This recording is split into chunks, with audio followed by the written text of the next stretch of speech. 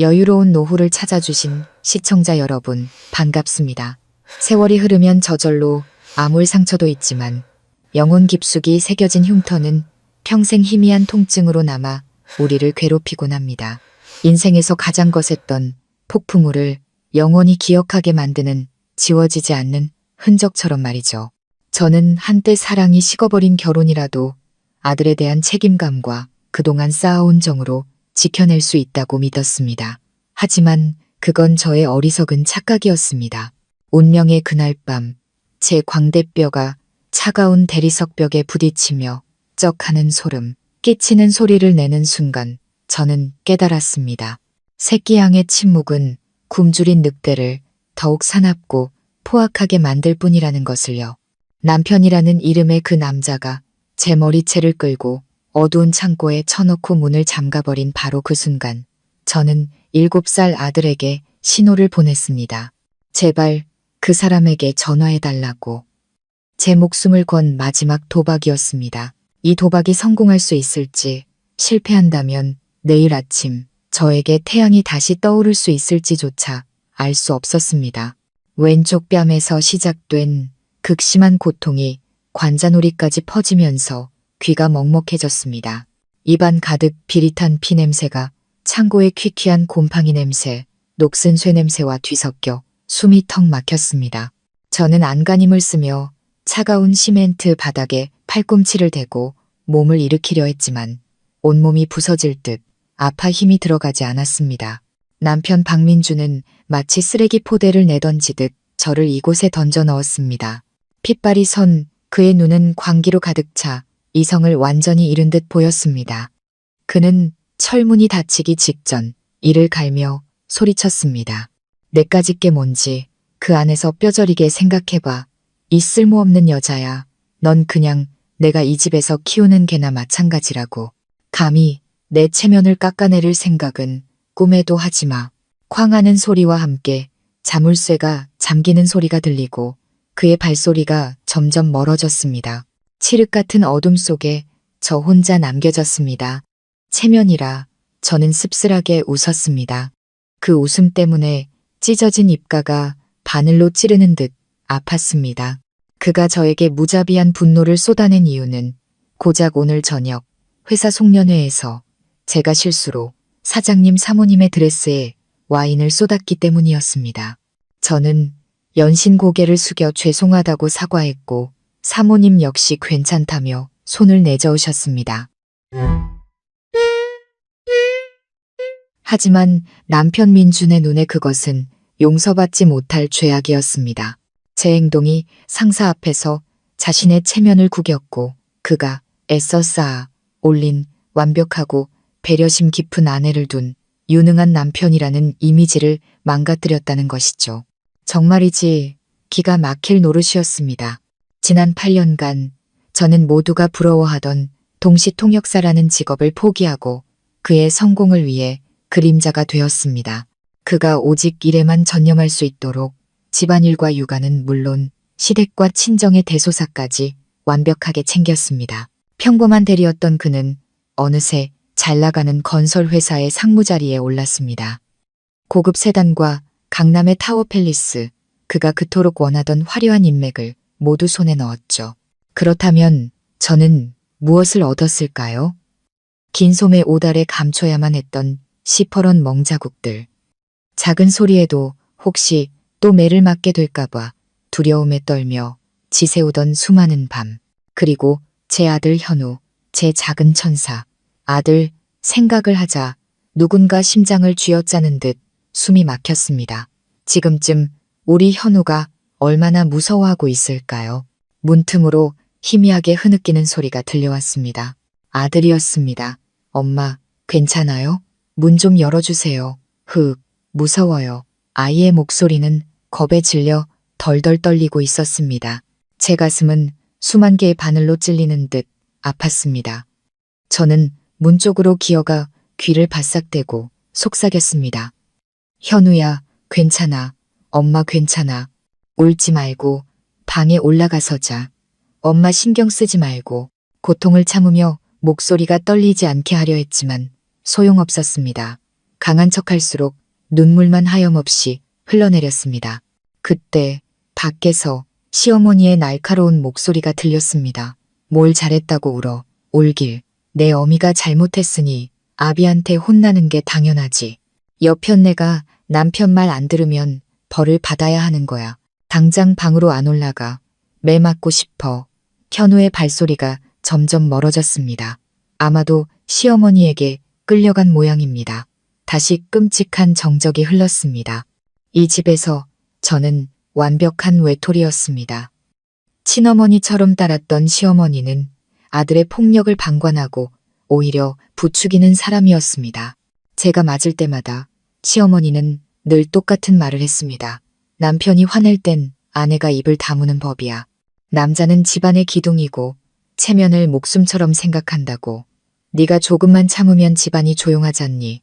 단 한 번도 제게 아프냐고 물어본 적이 없었습니다.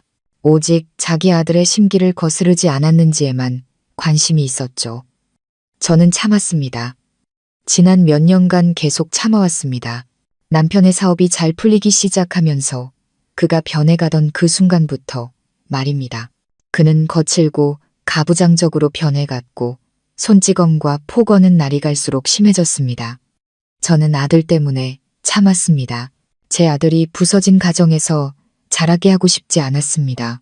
언젠가는 남편이 자신의 잘못을 깨닫고 예전으로 돌아오리라 희망을 버리지 않았습니다. 하지만 아니었습니다. 저의 인내는 그를 더욱 괴물로 만들 뿐이었습니다. 그리고 오늘 밤 그는 저를 때리는 것을 넘어 이 저택에서 가장 어둡고 더러운 창고에 가두기까지 했습니다. 그가 마지막 선을 넘어버린 것입니다. 더 이상은 견딜 수 없었습니다. 만약 제 스스로를 구하지 않는다면 저는 머지않아 이 집에서 서서히 죽어가게 될 것입니다. 좁은 문틈으로 복도에 희미한 불빛이 새어 들어왔습니다. 그리고 그 불빛 아래 작은 그림자가 살금살금 다시 다가오는 것이 보였습니다. 현우였습니다. 할머니 말을 듣지 않고 저를 걱정해 다시 돌아온 것입니다. 아이는 작은 두 손을 꼭 마주잡고 눈물이 그렁그렁한 동그란 눈으로 철문을 뚫어져라 쳐다보고 있었습니다. 아이는 두려워했지만 더 이상 울지는 않았습니다. 아이는 기다리고 있었습니다. 제게서 무언가를. 그 순간 제 머릿속에 무모한 결심 하나가 번개처럼 스쳤습니다. 이제 때가 되었. 단 한 번도 사용하게 될 줄은 몰랐던 마지막 방법을 쓸 때가. 저는 깊게 숨을 들이마시고 정신을 가다듬었습니다. 저는 현우가 볼 수 있도록 오른손을 문틈 가까이 가져갔습니다. 그리고 두 손가락으로 문을 가볍게 2번 잠시 멈췄다가 다시 한 번 두드렸습니다. 똑똑똑. 빠르고 짧은 2번의 노크와 느린 한 번의 노크. 그것은 우리 모자만의 비밀 신호였습니다. 현우는 그 자리에 얼어붙었습니다. 아이는 문틈으로 보이는 제 손을 뚫어져라 쳐다봤습니다. 아이의 눈이 커졌습니다. 믿을 수 없다는 듯이 저는 알 수 있었습니다. 아이가 이해했다는 것을. 비 오는 어느 오후 아들과 함께 스파이 영화를 보다가 장난처럼 가르쳐 주었던 암호. 그때는 그저 놀이였지만 마음 한구석으로는 최악의 날을 대비하고 있었던 겁니다. 현우는 저를 보았습니다. 아이의 눈에는 더 이상 단순한 두려움이 아니었습니다. 이상하리만치 단호한 결의가 빛나고 있었습니다.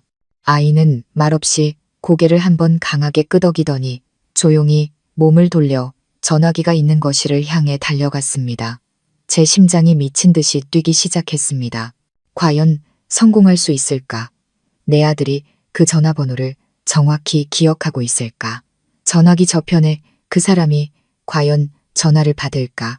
만약 받는다고 해도 제 시간에 와줄 수 있을까? 수만 가지 질문이 머릿속을 헤집어 놓아 숨을 쉴 수가 없었습니다. 15분. 무슨 일이 생기면 그 사람은 15분 안에 도착할 거라고 아들에게 말해두었습니다.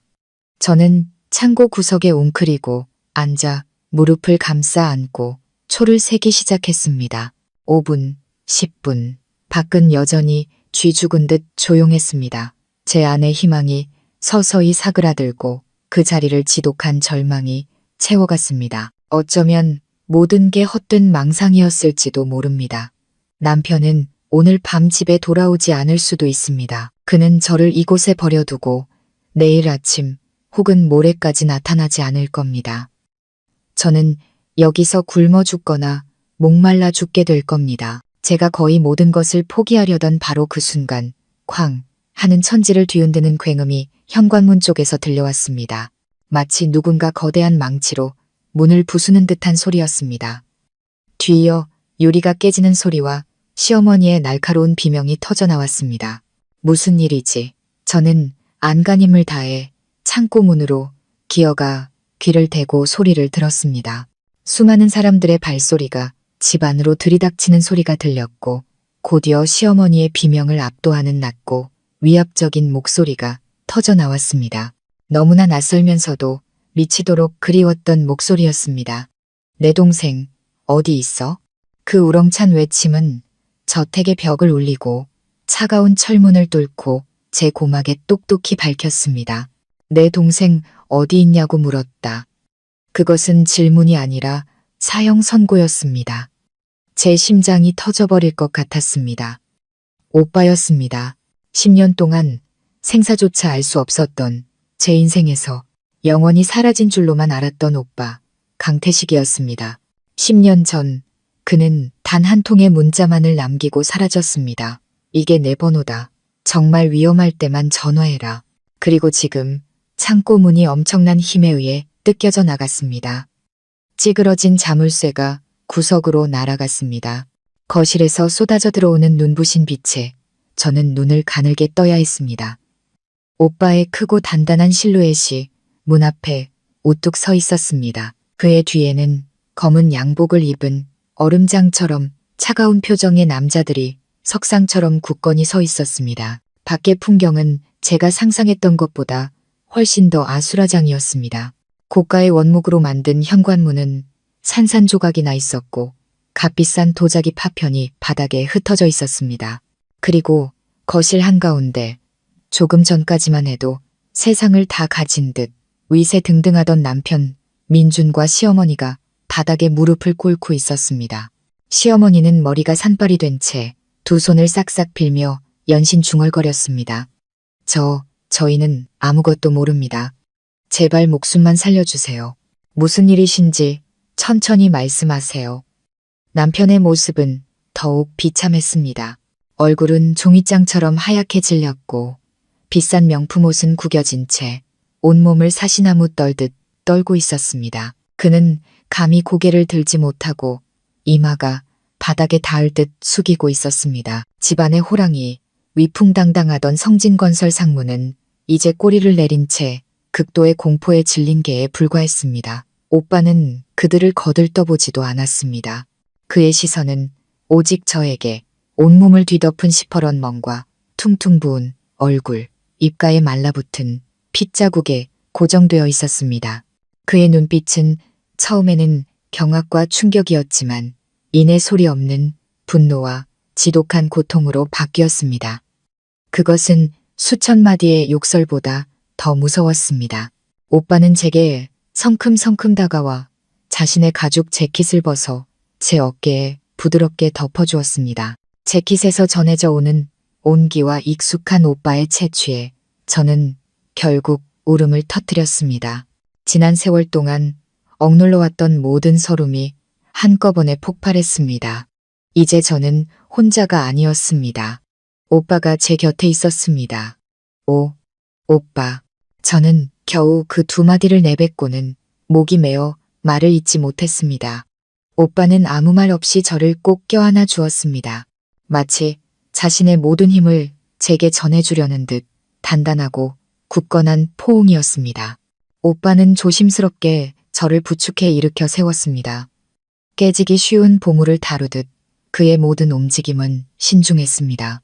무릎 꿇고 있는 민준과 시어머니 앞을 지날 때 오빠가 잠시 멈춰 섰습니다. 그는 그들을 보지 않고 앞만 본 채 방 안의 공기를 얼어붙게 할 만큼 차가운 목소리로 말했습니다. 지금 너희들을 죽이는 건 너무 쉽지. 하지만 난 그런 시시한 건 싫어. 오빠는 잠시 말을 멈췄습니다. 그의 가슴이 분노로 떨리는 것이 느껴졌습니다. 오늘부터 너희들은 죽는 것보다 사는 게 더 고통스러운 게 뭔지 알게 될 거다. 그 말은 크지 않았지만 민준과 시어머니의 심장에 거대한 망치처럼 내리꽂혔습니다. 시어머니는 경악에 찬 눈으로 고개를 들었고 민준은 몸을 더욱 웅크리며 격렬하게 떨었습니다. 그는 이제야 깨달은 것입니다. 이것은 단순한 강도 사건이 아니었습니다. 돈 받고 온 조폭도 아니었습니다. 이것은 복수, 예고된 복수였습니다. 오빠는 단 한 번도 뒤돌아보지 않고 저를 부축해 그 지옥 같은 집을 빠져나왔습니다. 오빠의 부하들이 소리 없이 뒤를 따랐고 폐허가 된 집 안에는 민준과 시어머니만이 넋나간 채 남겨졌습니다. 문 앞에는 검은색 고급 세단이 대기하고 있었습니다. 오빠는 문을 열어 저를 조수석에 조심스럽게 앉혔습니다. 차가 움직이기 시작할 때 백미러를 통해 저택을 보았습니다. 부서진 문틈으로 새어나오는 불빛 아래 그곳은 더 이상 화려한 보금자리가 아니었습니다. 피비린내 나는 연극의 시작을 알리는 거대한 철창처럼 보였습니다. 앞으로 무슨 일이 벌어질지 오빠의 계획이 무엇인지 알 수 없었습니다.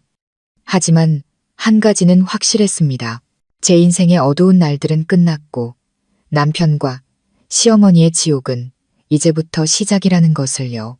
과연 이 미스터리한 오빠의 귀환이 복이 될지, 화가 될지, 그리고 어떤 끔찍한 복수가 그들을 기다리고 있을까요? 차는 밤의 어둠을 가르며 달렸습니다. 화려하지만 차가웠던 그 동네를 뒤로하고 저는 오빠의 어깨에 머리를 기댔습니다. 아주 오랜만에 느껴보는 절대적인 안정감이었습니다. 오빠는 제게 아무것도 묻지 않고 묵묵히 운전만 했습니다. 그 침묵이 수천 마디의 위로보다 더 값지게 느껴졌습니다. 제가 마음을 추스를 시간이 필요하다는 것을 오빠는 알고 있었습니다. 차는 서울의 부촌인 평창동, 바람이 시원하게 부는 언덕 위에 고립된 듯 서 있는 또 다른 대저택 앞에 멈췄습니다. 여기가 오빠 집이야? 집은 고급스러우면서도 어딘가 비밀스러운 분위기를 풍겼습니다. 지금의 오빠처럼요. 중년의 여성이 문 앞에서 기다리고 있었습니다. 아마도 집사 같았습니다. 그녀는 오빠에게 정중히 고개를 숙여 인사하고는 저를 안으로 부축했습니다. 저택 내부는 미니멀한 스타일로 꾸며져 있었지만 모든 것이 매우 세련되고 정갈했습니다. 하지만 이상하게도 텅 빈 듯한 외로움이 느껴졌습니다.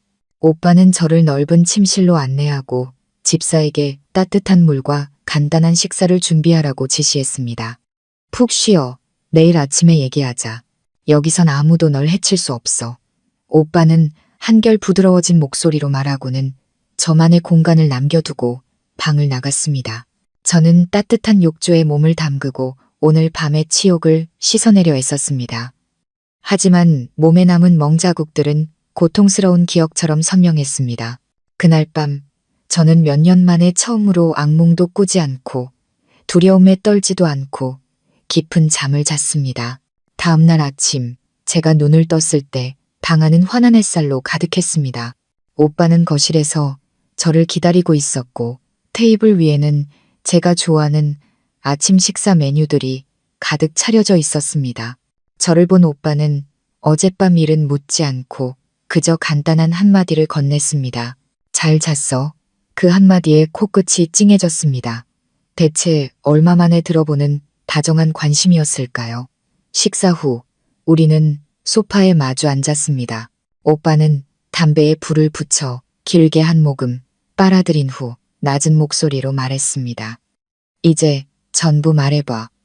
그리고 저는 모든 것을 털어놓았습니다. 저는 지난 8년간의 결혼 생활을 너무나 오랫동안 저를 짓눌러왔던 무거운 짐을 내려놓듯 쏟아냈습니다. 아직 민준이 다정하고 저를 끔찍이 사랑해주던 행복했던 신혼 시절부터 그가 명예와 돈을 얻기 시작하면서 어떻게 변해갔는지에 대해서도 말했습니다. 사소한 이유로 시작된 손찌검이 점점 더 잦아지고 폭력의 수위가 높아졌던 일들, 그는 업무 스트레스를 풀기 위해 가정 내에서 자신의 권력을 확인하기 위해 저를 때렸습니다. 시어머니의 방관과 내가 참아라는 식의 비난, 아들 하나를 더 낳으면 저를 빈손으로 내쫓고 더 좋은 집안의 여자와 재혼시키려던 그들의 계획까지 모두 말했습니다. 아들을 품에 안고 소리 죽여 울었던 밤들, 모든 것을 버리고 떠나고 싶었지만 아들 때문에 차마 발걸음을 떼지 못했던 순간들,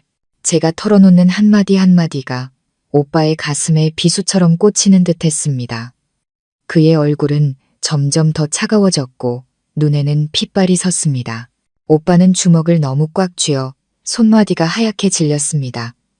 그는 제 말을 끊지 않고 제 안의 모든 응어리를 풀어낼 때까지 묵묵히 들어주었습니다. 제가 창고에 갇혔던 이야기를 했을 때 오빠는 더 이상 참지 못했습니다.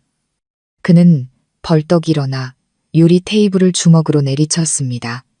그 개자식, 오빠는 분노에 찬 목소리로 외쳤습니다. 내가 잘못했다. 너를 혼자 두지 말았어야 했어. 내가 더 일찍 돌아왔어야 했는데. 저는 놀라서 오빠를 쳐다봤습니다. 왜 그렇게 말해? 10년 전에 가족과 연을 끊은 건 오빠였잖아. 아버지가 오빠가 선택한 길을 반대한다는 이유로 크게 싸우고 집을 나갔잖아. 다시는 돌아오지 않겠다고 했으면서 제 생각을 읽기라도 한 듯 오빠는 다시 자리에 앉았습니다. 그의 얼굴이 부드러워지며 깊은 슬픔이 드리워졌습니다. 내 잘못이야. 그땐 내가 너무 어렸고 오만했어. 가족 없이도 혼자 설 수 있다고 믿었지. 하지만 내 부재가 너에게서 기댈 곳을 빼앗아갔다는 걸 몰랐다. 내가 곁에서 널 지켜줬어야 했는데. 오빠는 지난 10년간의 삶에 대해 이야기해 주었습니다. 온갖 험한 일을 하며 생계를 유지하던 초창기 시절, 그리고 우연한 계기로 발을 들여놓게 된 또 다른 세계, 위험과 함정이 도사리는 어둠의 세계. 오빠는 특유의 영리함과 대담함으로 자신만의 입지를 다져나갔고 많은 이들이 두려워하는 거물이 되었습니다. 하지만 그 성공 뒤에는 수많은 상실과 고독이 있었습니다.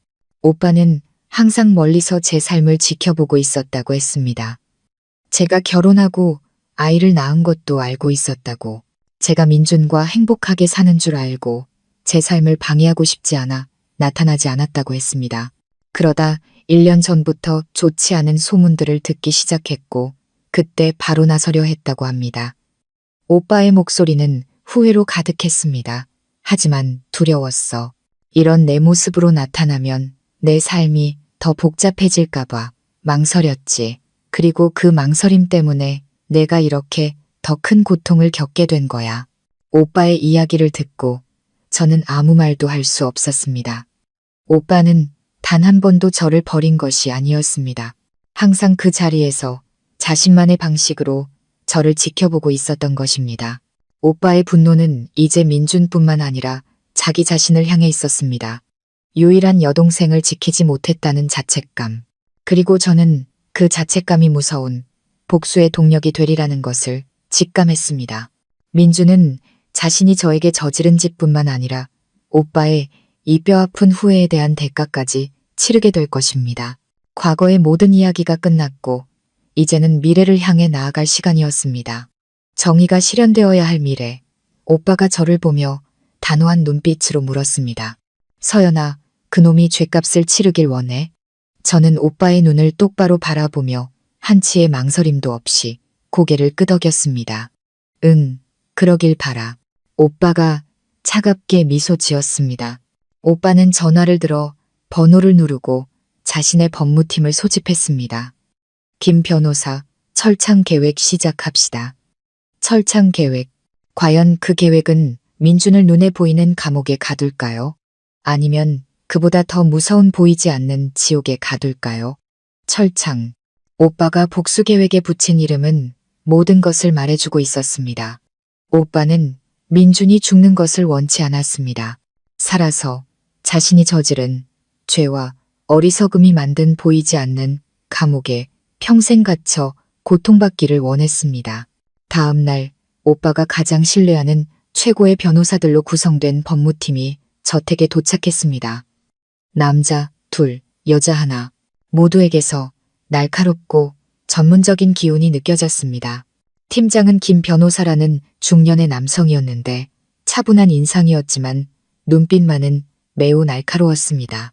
제게서 모든 이야기를 들은 김 변호사는 조금도 놀란 기색 없이 고개를 끄덕였습니다. 아마도 이런 사건은 익숙하다는 듯이 서연 씨, 그리고 강 대표님. 그는 분석을 시작했습니다. 이 사건은 두 가지 방향으로 동시에 진행할 겁니다. 마치 팬츠의 양날처럼 하나는 공개적으로, 다른 하나는 어둠 속에서 상대를 조여 들어갈 겁니다. 오빠는 맞은편에 앉아 팔짱을 낀 채 조용히 고개를 끄덕이며 계속하라는 신호를 보냈습니다. 첫 번째 날은 공개적인 법적 싸움입니다. 김 변호사가 또박또박 말했습니다. 가장 먼저 신뢰할 수 있는 병원에서 서연 씨의 상해 진단서를 발급받아야 합니다. 이 진단서는 박민준 씨의 폭행을 입증하는 가장 강력한 증거가 될 겁니다. 그 다음 즉시 일방적 이혼 소송과 상해죄 고소를 진행하겠습니다.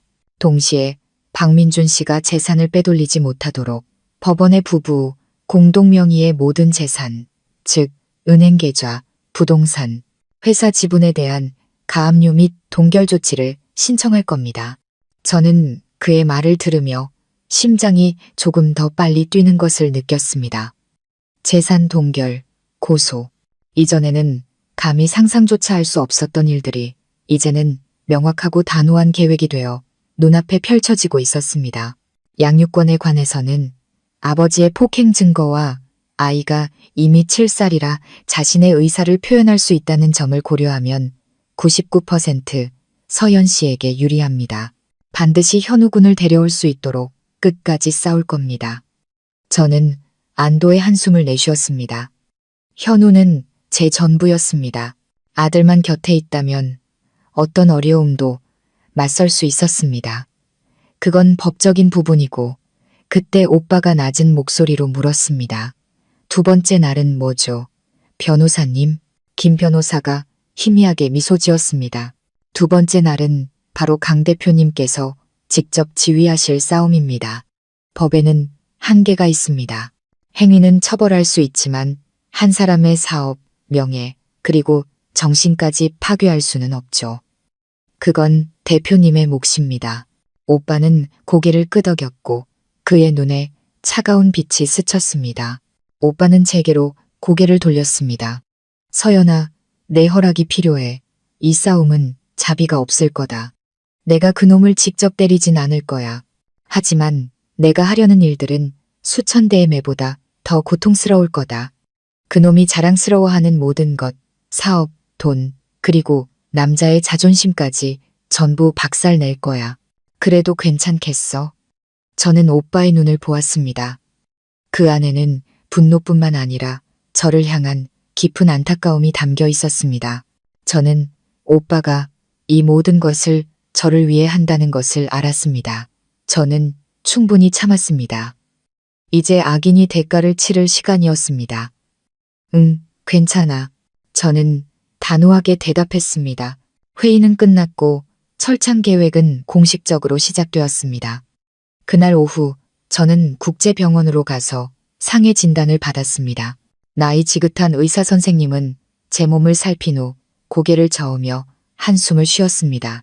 진단 결과는 다발성 타박상 및 좌측, 광대뼈, 실금, 전치, 사주, 형사, 고소가 충분히 가능한 상해 등급이었습니다. 진단서를 손에 쥐었을 때 저는 더 이상 고통을 느끼지 않았습니다. 대신 이상한 해방감이 들었습니다. 이것은 지난 수년간 제가 겪어온 치욕의 증거였습니다. 그동안 오빠 역시 움직이기 시작했습니다. 그는 가장 신임하는 부하인 최 실장에게 전화했습니다. 최 실장, 성진건설 박민준에 대한 모든 정보를 샅샅이 조사해 현재 진행 중인 프로젝트, 협력업체, 자금 상황, 은행 대출 내역까지 하나도 빠짐없이, 특히 더 팰리스 프로젝트를 집중적으로 파봐. 그게 지금 그놈의 가장 큰 사업일 테니 수화기 너머의 최 실장은 짧게 내라고 대답하고 전화를 끊었습니다. 저는 민준에게 거대한 폭풍이 몰아치고 있다는 것을 직감했습니다.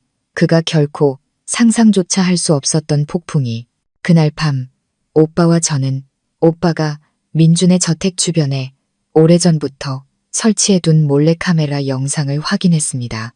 민준과 시어머니는 어젯밤의 흔적을 지우기 위해 필사적으로 깨진 파편들을 치우고 있었습니다.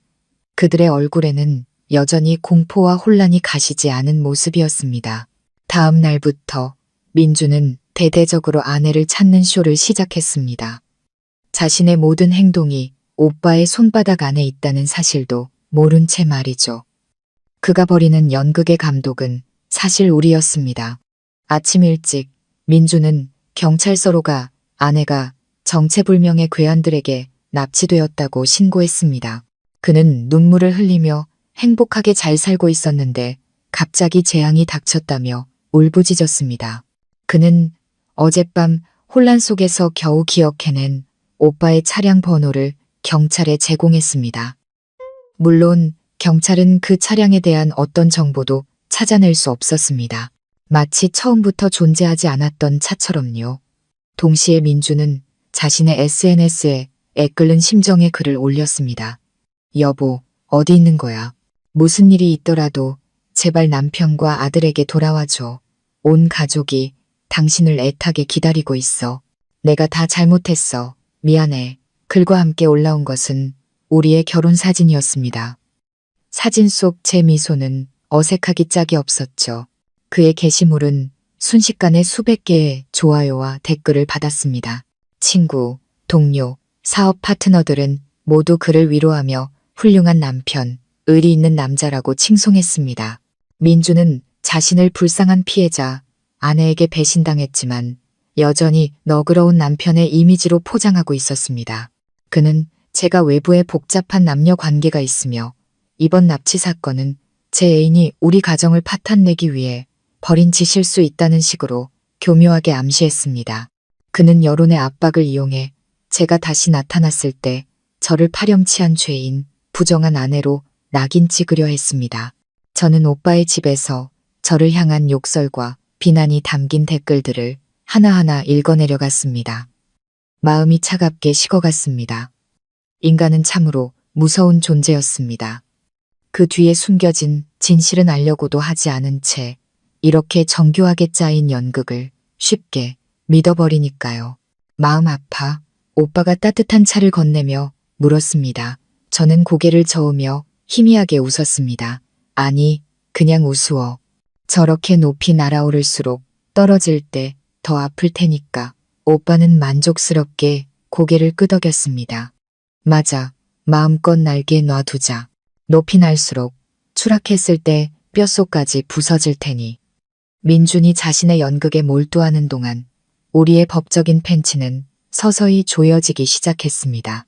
김 변호사는 공식적으로 법원에 고소장과 재산 동결 신청서를 제출했습니다. 불과 이틀 후 민준은 법원으로부터 소환장을 받았습니다. 소환장을 손에 든 그는 그대로 얼어붙었습니다. 자신이 애타게 찾고 있던 아내가 바로 자신을 법정에 세운 장본인이라는 사실을 그는 상상조차 하지 못했던 것입니다. 이 충격으로 그의 연극은 잠시 방향을 잃었습니다. 그는 서둘러 아내를 찾는 게시물을 삭제했고 그 대신 의심스러운 침묵을 지켰습니다. 그는 국내 최고의 로펌들을 찾아다니며 반격할 방법을 모색하기 시작했습니다.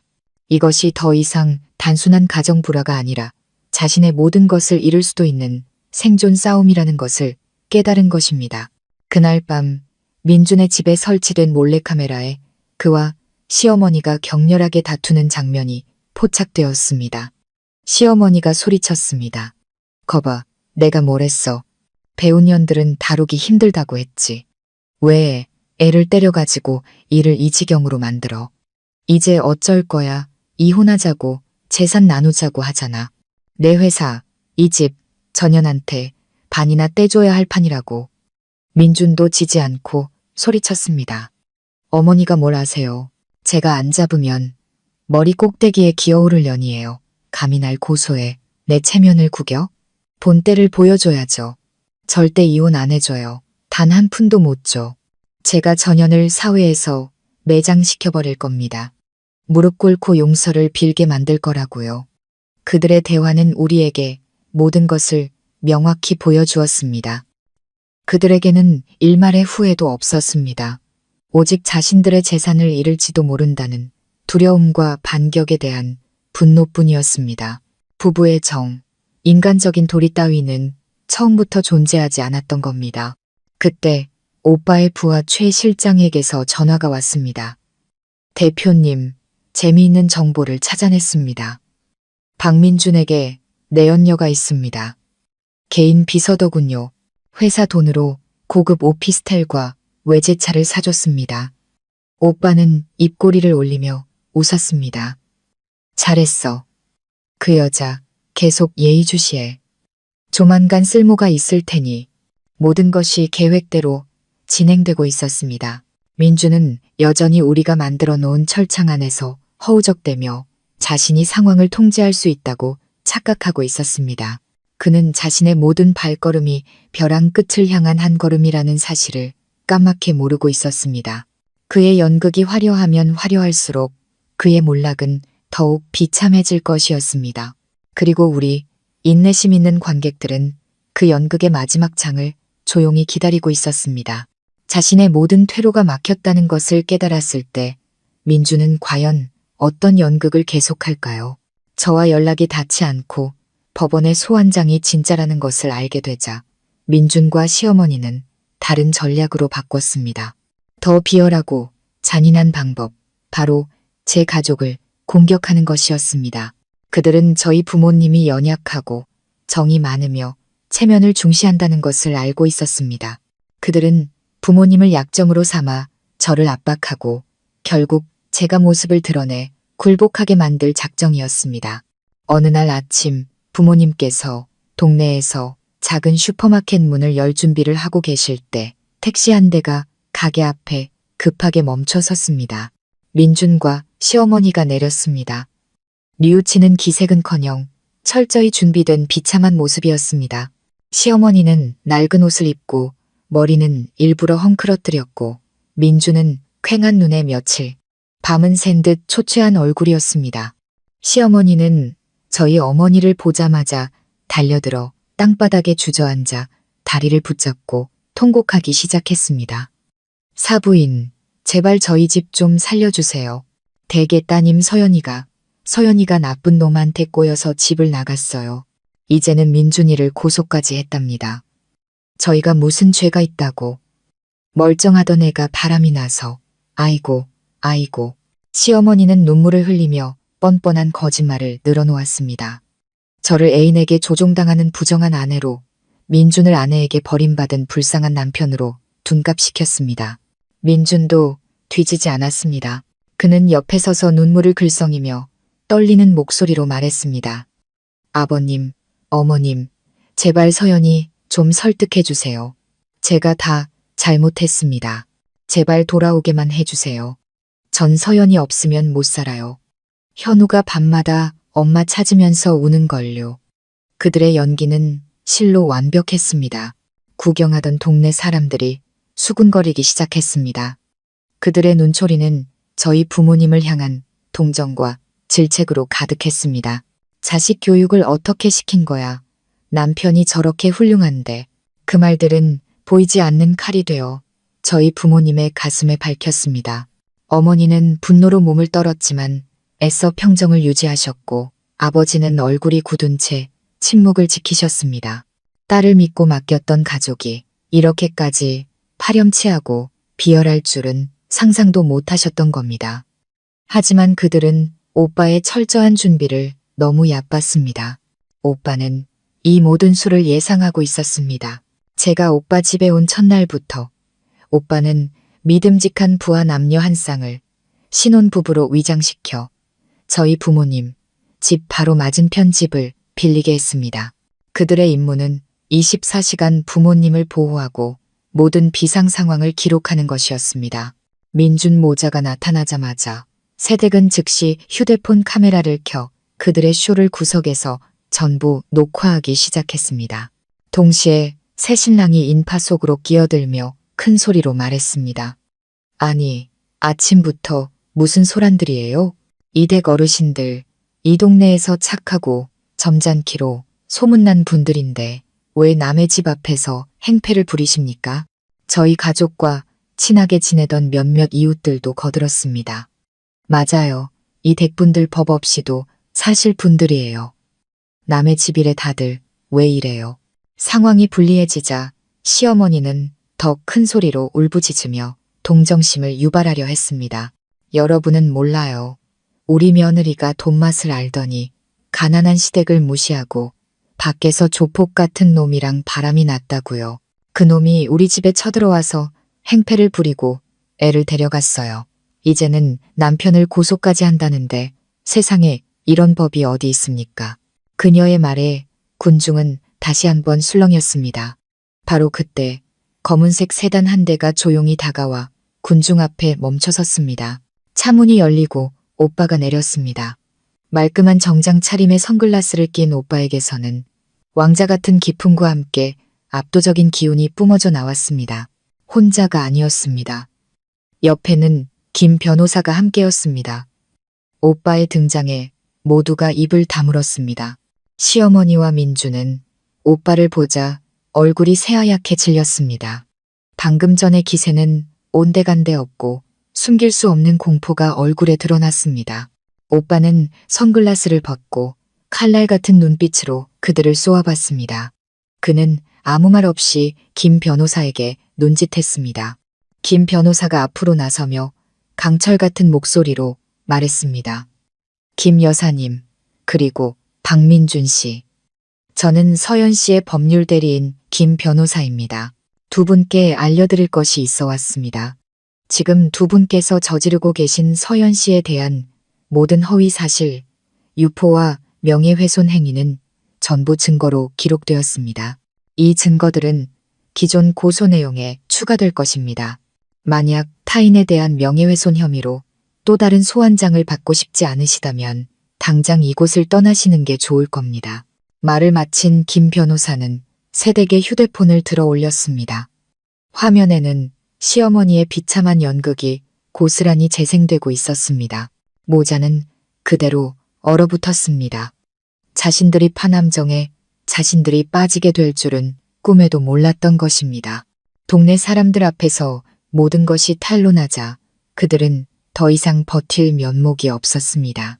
시어머니는 알아들을 수 없는 욕설을 중얼거리더니 민준의 부축을 받으며 이웃들의 수군거림과 경멸의 눈초리를 뒤로 한 채 허둥지둥 택시를 타고 도망쳤습니다. 그들이 애써 일으키려던 여론의 폭풍은 오빠가 세운 견고한 강철벽 앞에 무력하게 진압되었습니다. 연극은 막을 내렸지만 전쟁은 아직 끝나지 않았습니다. 민주는 쉽게 포기할 놈이 아니었습니다. 그리고 오빠는 그것을 알고 있었습니다. 궁지에 몰린 짐승은 더욱 위험해지는 법. 그리고 그 짐승, 민주는 이제 막 첫 번째 고문을 받게 될 참이었습니다. 부모님 집 앞에서 벌인 연극이 처참하게 실패한 후 민준과 시어머니는 한동안 조용했습니다. 아마도 오빠라는 거대한 배경 앞에서는 공개적인 쇼가 통하지 않는다는 것을 깨달았을 겁니다. 민주는 법적 싸움에 집중하기 시작했습니다. 그는 이혼 및 재산분할 소송 전문으로 유명한 변호사를 고용해 법정에서의 긴 싸움을 준비했습니다. 그는 여전히 자신만만했습니다. 제가 외도했다는 증거만 만들어내면 상황을 뒤집을 수 있다고 믿었습니다. 자신이 이룬 사업과 부는 절대 무너지지 않을 것이라 확신했습니다.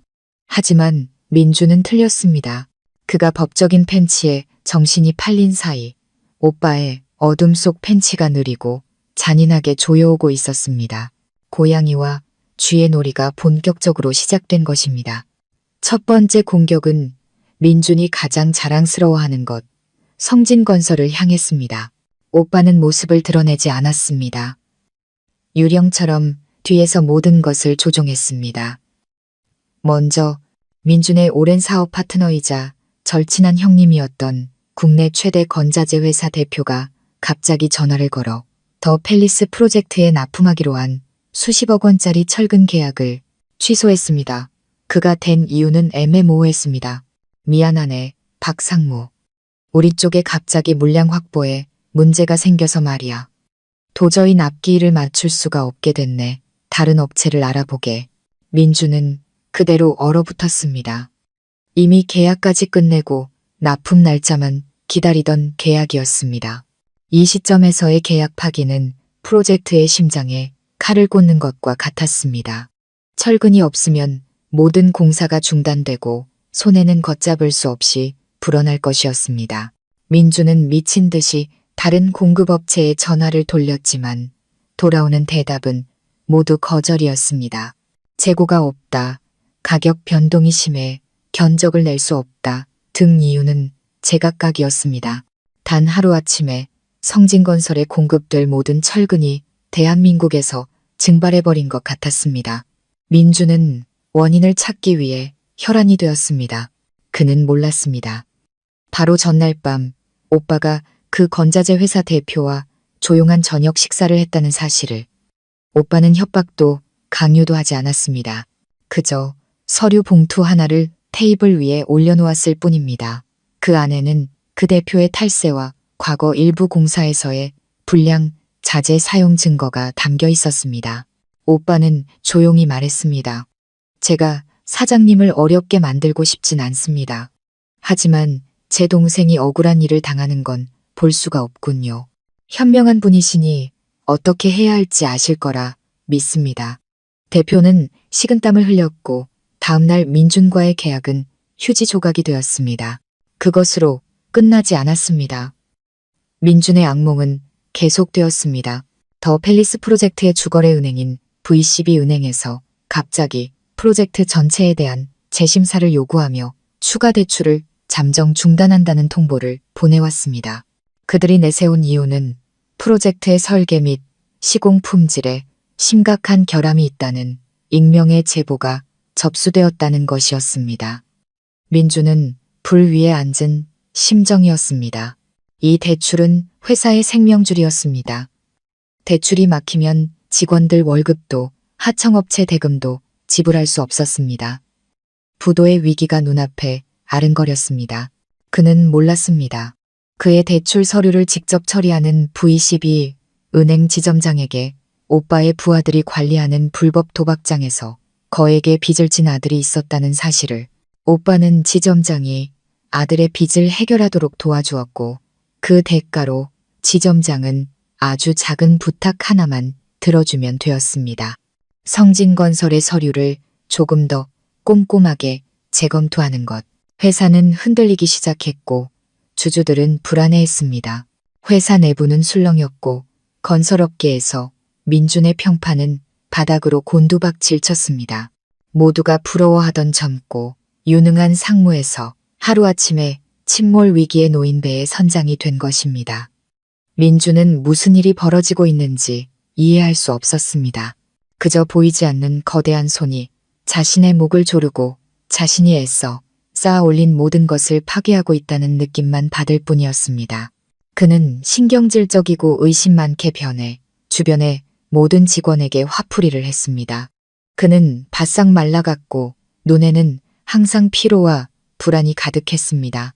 저는 오빠를 통해 이 모든 상황을 전해 들었습니다. 마음속 깊은 곳에서 통쾌함이 느껴졌습니다. 이것은 시작에 불과했습니다.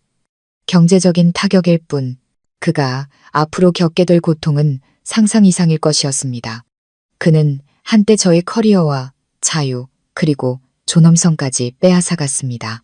이제 오빠가 저를 대신해 그 모든 것을 가장 느리고 고통스러운 방식으로 되찾아오고 있었습니다. 경제적인 타격은 민준을 휘청이게 했지만 그것이 가장 무서운 것은 아니었습니다. 고양이는 여전히 쥐를 희롱하고 있었고 이제 심리를 직접 공격하는 새로운 발톱을 드러낼 참이었습니다. 민준의 삶을 현실의 지옥으로 만들 발톱을. 연이은 재정적 충격에 민준은 완전히 방향을 잃고 혼란에 빠졌습니다.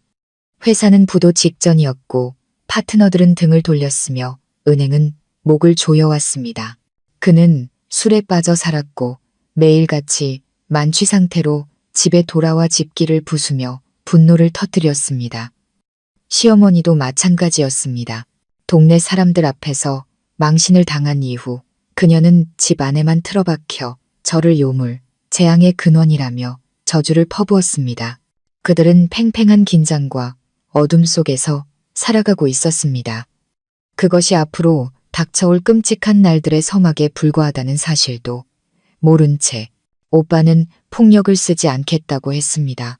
대신 공포를 이용해 민준을 파괴하겠다고 했죠. 그리고 그는 약속을 지켰습니다. 민준의 심리적 악몽은 아주 사소한 일에서부터 시작되었습니다. 어느 날 아침 회사에 출근한 그는 자신의 책상 위 더 팰리스 프로젝트 서류 뭉치 위에 죽은 쥐 한 마리가 가지런히 놓여 있는 것을 발견했습니다. 그는 비명을 지르며 경비원을 불렀지만 아무도 쥐가 어디서 나타났는지 알지 못했습니다. 사무실 문은 잠겨 있었고 외부 침입의 흔적은 없었습니다. 회사 직원들이 수군거리기 시작했습니다. 어떤 이는 이것이 회사가 망할 징조, 불길한 징조라고 말했습니다. 민주는 그저 우연일 뿐이라고 애써 자신을 진정시켰습니다. 하지만 기이한 일들은 계속해서 일어났습니다. 그가 자신의 얼굴처럼 아끼던 고급 벤츠, 승용차에 이해할 수 없는 문제들이 발생하기 시작했습니다. 도로를 달리던 중 갑자기 타이어 바람이 빠져 확인해 보니 일반적인 펑크와는 다른 아주 작지만 날카로운 칼자국이나 있었습니다. 또 어떤 날은 차의 모든 전기 시스템이 마비되어 견인차를 불러야 했습니다. 정비소에서도 원인을 찾지 못했습니다. 누군가 아주 전문적인 기술로 배선 시스템을 건드린 것 같다고만 했습니다. 공포가 민준의 마음속을 파고들기 시작했습니다. 그는 누군가 자신을 감시하고 있다는 느낌에 사로잡혔습니다. 어딜 가든 등 뒤에서 차가운 시선이 느껴졌습니다. 그는 집 주변에 CCTV를 추가로 설치했지만 기괴한 일들은 멈추지 않았습니다. 정점은 한밤중의 전화였습니다. 그의 집 전화벨이 정확히 새벽 2시에 울렸습니다. 민준이 수화기를 들면 저편은 완벽한 침묵이었습니다. 오직 차갑고 소름 끼치는 규칙적인 숨소리만 들려왔습니다. 그는 전화기에 대고 소리를 지르고 욕설을 퍼부었지만 돌아오는 것은 그 무서운 침묵뿐이었습니다. 그런 전화는 거의 매일 밤 계속되었고 그의 정신과 체력을 완전히 갉아먹었습니다. 민주는 더 이상 혼자 잠들지 못했습니다. 그는 편집증에 걸린 사람처럼 작은 소리에도 깜짝깜짝 놀라게 되었습니다. 그는 경쟁사부터 사업상의 원수, 심지어 가장 가까운 직원들까지 모든 사람을 의심했습니다. 그는 문제가 있다고 생각되는 직원들을 무더기로 해고했고 회사는 더욱 혼란에 빠졌습니다. 시어머니는 아들이 점점 더 초췌해지고 공황 상태에 빠지는 것을 보며 덩달아 공포에 질렸습니다. 그녀는 더 이상 저주를 퍼붓지 못하고 대신 액땜을 한다며 온갖 절과 용하다는 무당집을 찾아다녔습니다. 집에 귀신이 붙었다, 누군가 구슬했다고 믿었습니다. 그녀는 무당을 집으로 불러 구판을 벌였지만 아무것도 변하지 않았습니다. 보이지 않는 공포는 눈에 보이는 위협보다 훨씬 더 무서웠습니다. 그것은 민준의 정신을 갉아먹고 자신감 넘치고 오만했던 한 남자를 나약하고 공포에 질린 미치기 직전의 겁쟁이로 바꿔놓았습니다. 저는 오빠의 부하들이 보내온 영상과 녹음 파일을 통해 이 모든 것을 지켜보았습니다. 민준의 비참한 모습을 보며 저는 더 이상 증오를 느끼지 않았습니다. 대신 혐오스러운 연민이 느껴졌습니다. 그는 한때 폭력으로 저를 통제하고 공포에 떨게 했습니다. 이제 그 자신이 다른 누군가가 만들어낸 공포의 늪에 빠져 허우적대고 있었습니다. 이것이 바로 인과응보였습니다. 오빠는 제 옆에서 아무런 표정 없이 말했습니다. 궁지에 몰려 이성을 잃은 짐승은 주변의 모든 것을 물어뜯기 시작하지. 가장 가까운 존재까지도 오빠의 말은 맞았습니다. 공황과 절망 속에서 민주는 자신의 내연녀에게 분노를 터뜨리기 시작했습니다. 그의 비서, 유미, 그녀는 가장 약한 고리이자 오빠의 체스판 위에 놓인 다음 말이었습니다. 민주는 유미가 자신을 배신하고 회사의 비밀을 경쟁사에 넘겼다고 의심했습니다. 그는 그녀에게 욕설을 퍼붓고 심지어 손찌검까지 하기 시작했습니다. 그는 자신의 행동 하나하나가 내연녀를 우리 쪽으로 밀어내고 있다는 사실을 몰랐습니다. 그의 동맹이었던 그녀는 이제 곧 그의 심장을 겨누는 가장 위험한 무기가 될 참이었습니다. 쥐를 희롱하는 놀이는 계속되었고 미쳐 날뛰는 쥐는 이제 스스로 덫을 향해 달려가고 있었습니다. 젊고 아름다운 비서이자 민준의 비밀 연인이었던 유미는 인생 최고의 나날을 보내고 있었습니다. 강남의 고급 오피스텔, 최신형 외제차, 그리고 두둑한 은행 잔고. 모든 것이 민준이 제공한 것이었습니다. 그녀는 자신이 기댈 큰 나무를 찾았다고 생각했습니다. 머지않아 제자리를 차지하고 성진건설의 안주인이 될 수 있을 것이라고 믿었습니다. 하지만 그녀의 장밋빛 꿈은 민준에게 폭풍이 닥치면서 산산조각 났습니다. 회사가 어려워지자 민준은 예전처럼 관대하지 않았습니다. 그는 유미에게 매달 주던 생활비를 줄였습니다. 설상가상으로 공황과 의심에 빠진 그는 유미를 자신의 분노를 쏟아내는 쓰레기통으로 여기기 시작했습니다. 예전에 저에게 퍼부었던 욕설, 따귀, 폭행이 이제는 그녀에게로 향했습니다. 공주처럼 떠받들어지던 유미는 하루아침에 노예나 다름없는 신세가 되었습니다. 그녀는 두려웠지만 민준을 떠나지도 못했습니다. 이용 가치가 사라지는 순간 모든 것을 잃게 될 것이라는 사실을 알았기 때문입니다. 그녀는 진퇴양난의 상황에 빠졌고 바로 그때 오빠의 사람들이 움직였습니다. 어느 날 저녁 유미가 카페에 홀로 앉아 민준에게 욕을 먹고 울고 있을 때 세련되게 차려입은 한 여성이 그녀의 테이블로 다가왔습니다. 그녀는 제 법무팀의 여성 변호사였습니다. 변호사는 위협적인 태도 대신 부드럽게 미소 지었습니다. 유미 씨, 맞으시죠? 잠시 앉아도 될까요? 유미는 놀랐지만 이내 고개를 끄덕였습니다. 변호사는 빙빙 돌리지 않고 바로 본론으로 들어갔습니다. 박민준 상무 때문에 힘드시죠? 그가 당신에게 무슨 짓을 했는지 다 알고 있습니다. 저는 당신에게 탈출구를 주기 위해 왔어요. 유미는 얼어붙었습니다. 그녀의 눈에는 의심과 공포가 가득했습니다. 누구세요? 어떻게 그런 걸? 변호사는 테이블 위에 휴대폰 하나를 올려놓았습니다. 화면에는 민준이 회사 주차장에서 유미의 뺨을 때리는 짧은 영상이 재생되고 있었습니다. 유미의 얼굴이 새하얗게 질렸습니다. 그들이 어떻게 이 영상을, 우리가 누군지는 중요하지 않아요. 변호사는 여전히 차분한 목소리로 말했습니다. 중요한 건 우리가 당신을 도울 수 있다는 거죠. 박민준은 곧 무너질 겁니다. 만약이 아니라 언제의 문제죠. 당신에게는 두 가지 선택지가 있어요. 첫째, 그와 함께 바닥까지 추락하는 것. 당신이 가진 모든 것, 집, 차는 모두 은행에 압류될 겁니다. 심지어 그의 불법적인 사업 거래에 연루되어 공범으로 법적인 처벌을 받을 수도 있고요. 유미는 몸을 떨었습니다. 변호사의 말은 그녀가 가장 두려워하던 것을 정확히 짚어냈습니다. 두 번째 선택은 뭐죠? 그녀가 떨리는 목소리로 물었습니다. 두 번째 선택은 변호사가 미소 지었습니다. 우리와 협력하는 겁니다. 당신이 가진 모든 증거, 그의 폭행, 불투명한 자금 거래, 그리고 그가 자신의 아내와 아들에 대해 했던 말들까지 전부 제공하세요. 그 대가로 우리는 당신이 다른 곳에서 새로운 삶을 시작할 수 있는 충분한 돈을 드리겠습니다. 그리고 가장 중요한 것, 당신의 안전을 절대적으로 보장하죠. 다시는 누구도 당신을 괴롭히지 못할 겁니다. 변호사는 유미 쪽으로 은행카드 하나를 밀었습니다. 이 안에 5억 원이 들어있어요. 계약금이라고 생각하세요. 모든 일이 끝나면 이 금액의 4배를 더 받게 될 겁니다. 잘 생각해요. 당신의 미래는 당신 손에 달려 있어요. 말을 마친 변호사는 작은 휴대폰 하나를 남겨두고 일어섰습니다. 이건 안전한 전화기예요. 결정이 서면 이 안에 저장된 유일한 번호로 전화하세요. 유미는 테이블 위에 은행 카드와 휴대폰을 멍하니 바라보며 그 자리에 못 박힌 듯 앉아 있었습니다.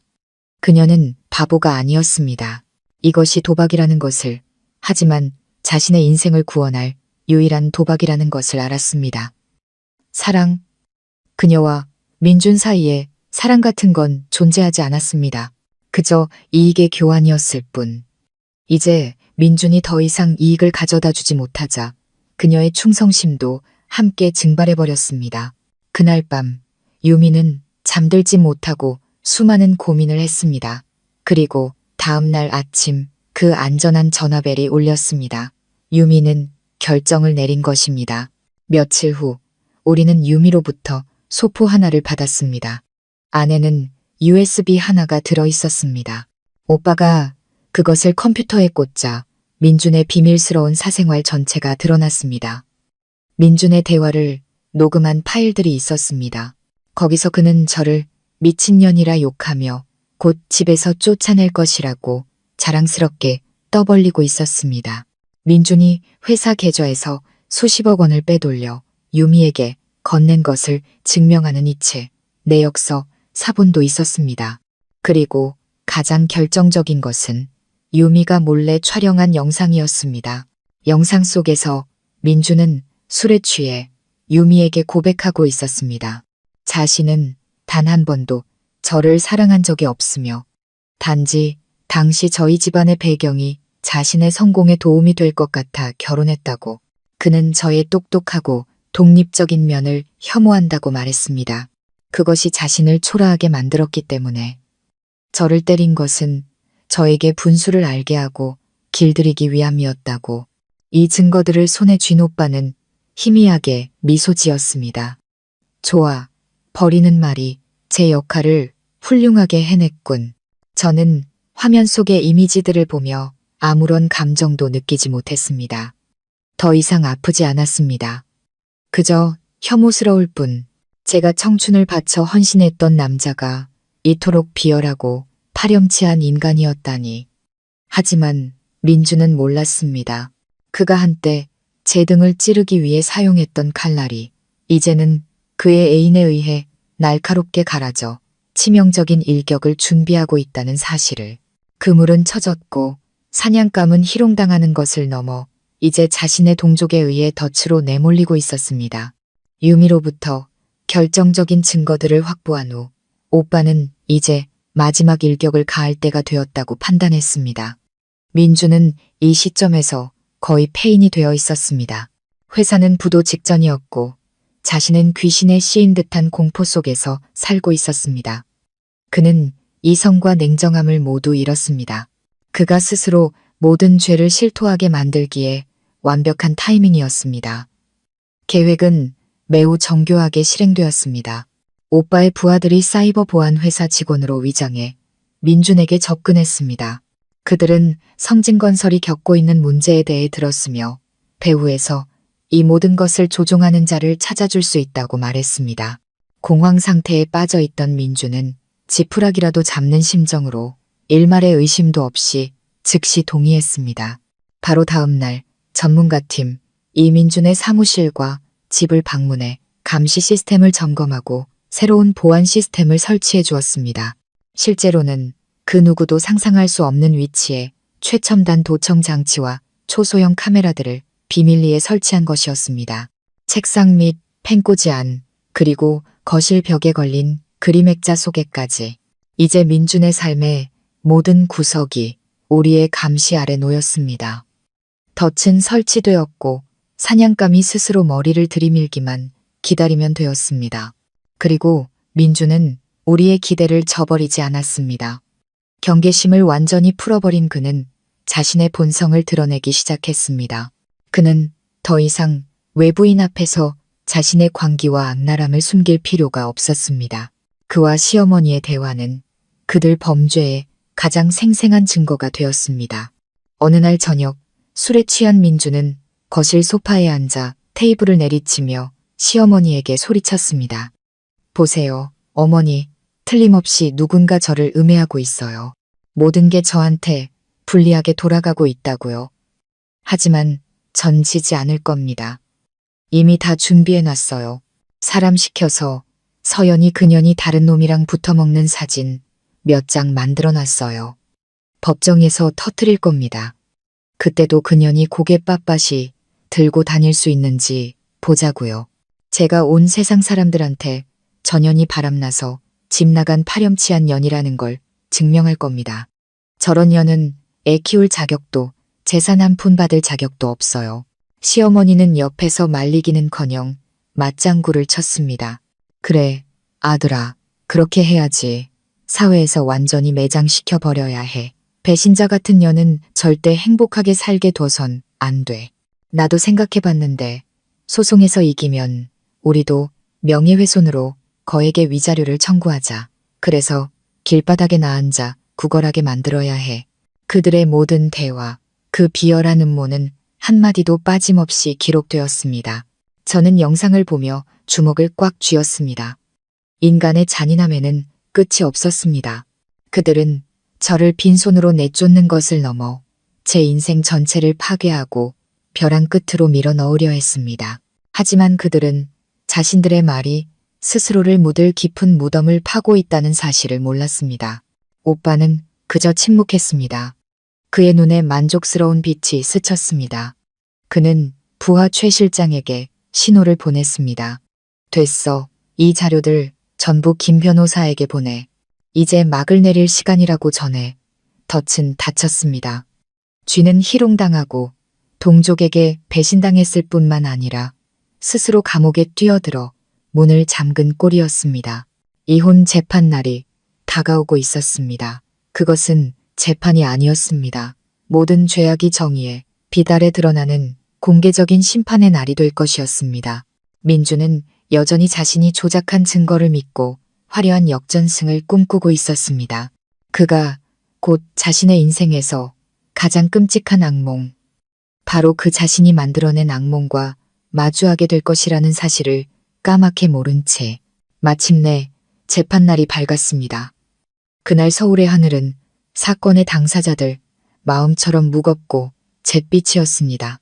저는 짙은 네이비색 정장을 입고 최대한 침착하고 강인한 모습을 유지하려 애썼습니다. 오빠는 동행하지 않았습니다. 자신의 등장이 불필요한 논란을 일으키는 것을 원치 않는다고 했습니다. 하지만 저는 알고 있었습니다. 오빠가 보이지 않는 곳에서 저를 지켜보고 보호하고 있다는 것을. 엄숙하고 차가운 법정 안으로 들어서자 민준과 시어머니가 피고석에 앉아 있는 것이 보였습니다. 민준은 훨씬 더 마르고 초췌해 보였지만 저를 보는 그의 눈에는 여전히 증오와 함께 이해할 수 없는 자신감이 서려 있었습니다. 시어머니는 옆에서 비통한 표정을 지으며 연신 손수건으로 눈가를 훔쳤습니다. 그들은 마지막 순간까지 연기하고 있었습니다. 훤칠하고 자신감 넘쳐 보이는 민준의 변호사는 서류를 뒤적이며 민준의 귀에 무언가 속삭였습니다. 아주 승산이 있다는 듯이 재판이 시작되었고 민준 측이 먼저 변론을 시작했습니다.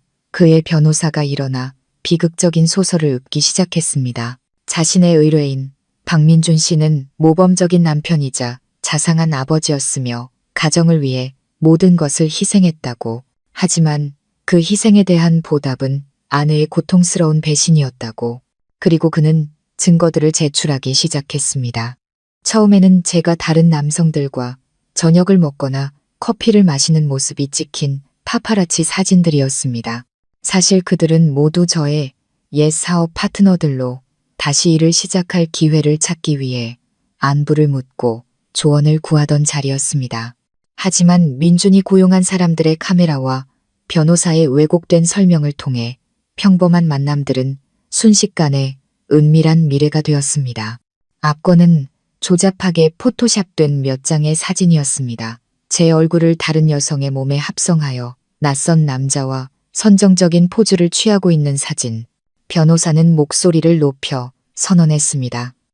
존경하는 재판장님, 이것은 피고의 아내가 외도를 하고 남편과 자식을 배신했다는 명백한 증거입니다. 이것이야말로 이 결혼이 파탄에 이르게 된 근본적인 원인입니다. 민주는 피고석에서 고개를 숙인 채 어깨를 떨며 아내에게 배신당한 비련의 남편 역할을 완벽하게 소화했습니다. 시어머니는 흐느끼기 시작했습니다. 법정은 수군거리는 소리로 가득 찼고 몇몇 동정의 눈길이 민준을 향했습니다. 그들의 연극은 효과가 있는 듯 보였습니다. 저는 그 자리에 꼼짝 않고 앉아 무릎 위에서 두 손을 깍지 낀 채였습니다. 제 마음은 고요한 호수와 같았습니다. 저는 그들의 연기를 싸구려 막장 드라마를 보듯 지켜보았습니다. 제 옆에 김 변호사는 표정 변화 하나 없이 앉아 있었습니다. 그는 제게 진정하라는 듯 가볍게 고개를 끄덕여 보였습니다. 민준 측의 변론이 끝나고 우리 차례가 되었습니다. 김 변호사는 과장된 상대 변호사와는 정반대로 품위 있는 태도로 일어섰습니다. 그는 성급하게 저열한 비방에 반박하는 대신 재판부를 향해 서류철 하나를 정중하게 제출했습니다. 존경하는 재판장님, 다른 문제에 앞서 이 결혼이 회복 불가능한 상태에 이르게 된 진짜 원인을 먼저 명확히 하고자 합니다. 그는 헛기침을 한 번 하고는 단호한 목소리로 말을 이었습니다. 그 원인은 바로 가정폭력입니다. 그는 제 상해 진단서를 법정에 제출했습니다. 상해 등급 4주. 법정은 다시 한번 술렁였습니다. 재판장은 진단서를 살펴본 후 얼굴이 엄격하게 굳어졌습니다. 그는 민준을 신문하는 듯한 눈빛으로 쳐다봤습니다. 민준의 변호사가 즉시 일어나 반박했습니다. 존경하는 재판장님, 이것은 명백한 무고입니다. 이 상처들은 원고가 스스로 자해를 했거나 혹은 넘어져서 생겼을 수도 있습니다. 제 의뢰인이 폭력을 행사했다는 증거는 어디에도 없습니다. 민준도 억울하다는 표정으로 고개를 연신 끄덕였습니다. 저는 아내를 때린 적이 없습니다. 재판장님, 저는 아내를 무척 사랑합니다. 김 변호사가 희미하게 미소 지었습니다. 그러십니까? 그렇다면 다음 증거들을 함께 보시죠. 그는 법원 서기에게 신호를 보냈습니다. 법정의 대형 스크린이 켜졌습니다. 하지만 화면에 나타난 것은 민준이 두려워하던 그런 것들이 아니었습니다. 이것은 서막에 불과했습니다. 진짜 전쟁, 결정적인 일격은 아직 남아 있었습니다. 민준은 자신이 준비된 덫 안으로 스스로 걸어 들어가고 있다는 사실을, 그리고 그의 모든 부인이 자신의 몰락을 더욱 비참하게 만들 뿐이라는 것을 아직 모르고 있었습니다. 대형 스크린이 밝아지고 가장 먼저 나타난 것은 민준의 개인 계좌와 성진건설법인 계좌의 은행거래 내역서였습니다. 김 변호사는 레이저 포인터로 화면의 숫자들을 가리키며 그의 목소리가 법정 전체에 명확하고 단호하게 울려 퍼졌습니다. 존경하는 재판장님, 보시는 바와 같이 지난 3년간 수억 원에 달하는 거액의 자금이 회사 계좌에서 황유미라는 개인의 계좌로 꾸준히 이체되었습니다. 그리고 이것은, 그는 다음 슬라이드로 넘겼습니다. 성진건설에서 황유미 씨의 직책은 상무비서이며 월급은 150만 원이라는 근로계약서입니다. 여기서 질문이 생깁니다. 월급 150만 원의 비서가 어떻게 회사로부터 이렇게 거액의 돈을 정기적으로 받을 수 있었을까요? 이것이 단순한 회사 자금 횡령일까요?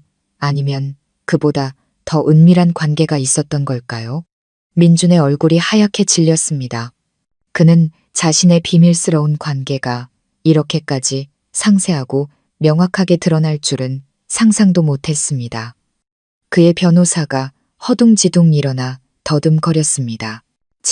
재판장님, 이것은 업무상 필요한 가불금이나 대외 활동비일 수 있습니다. 제 의뢰인은 결백합니다. 김 변호사가 비웃었습니다. 대외 활동비요. 그렇다면 그 대외 활동비가 어디에 쓰였는지 한번 보시죠. 화면이 다시 바뀌었습니다. 이번에는 강남의 고급 오피스텔 매매 계약서와 고급 외제차 등록증 사진이었습니다. 두 자산 모두 황유미의 명의로 되어 있었습니다. 5억 원짜리 오피스텔과 2억 원에 가까운 차. 아무리 생각해도 이렇게 거액의 대외 활동비는 존재할 수 없을 것 같습니다. 존경하는 재판장님, 이것은 박민준 씨가 외도를 했을 뿐만 아니라 상무라는 직위를 이용해 회사의 자산, 즉 부부 공동의 재산을 횡령하여 내연녀에게 상납했다는 명백한 증거입니다. 법정의 공기가 무겁게 가라앉았습니다. 모든 시선이 이제 민준에게로 향했습니다.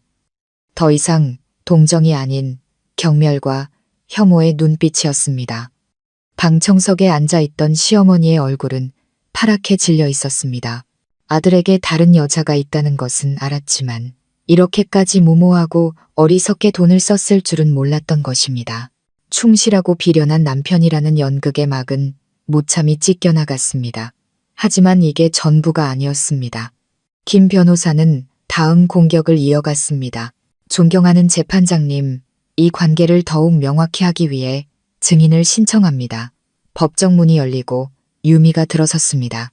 그녀는 단정한 오피스룩 차림이었고 얼굴에는 긴장한 기색이 역력했지만 눈빛만은 단호했습니다.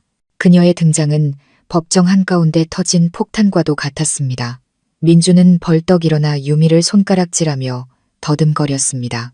네, 네가 왜 여기에? 누가 너더러 오라고 했어? 재판장이 망치를 강하게 내리치며 민준에게 정숙을 명령했습니다. 유미는 증인석에 서서 떨리지만 모두가 들을 수 있는 목소리로 진술을 시작했습니다.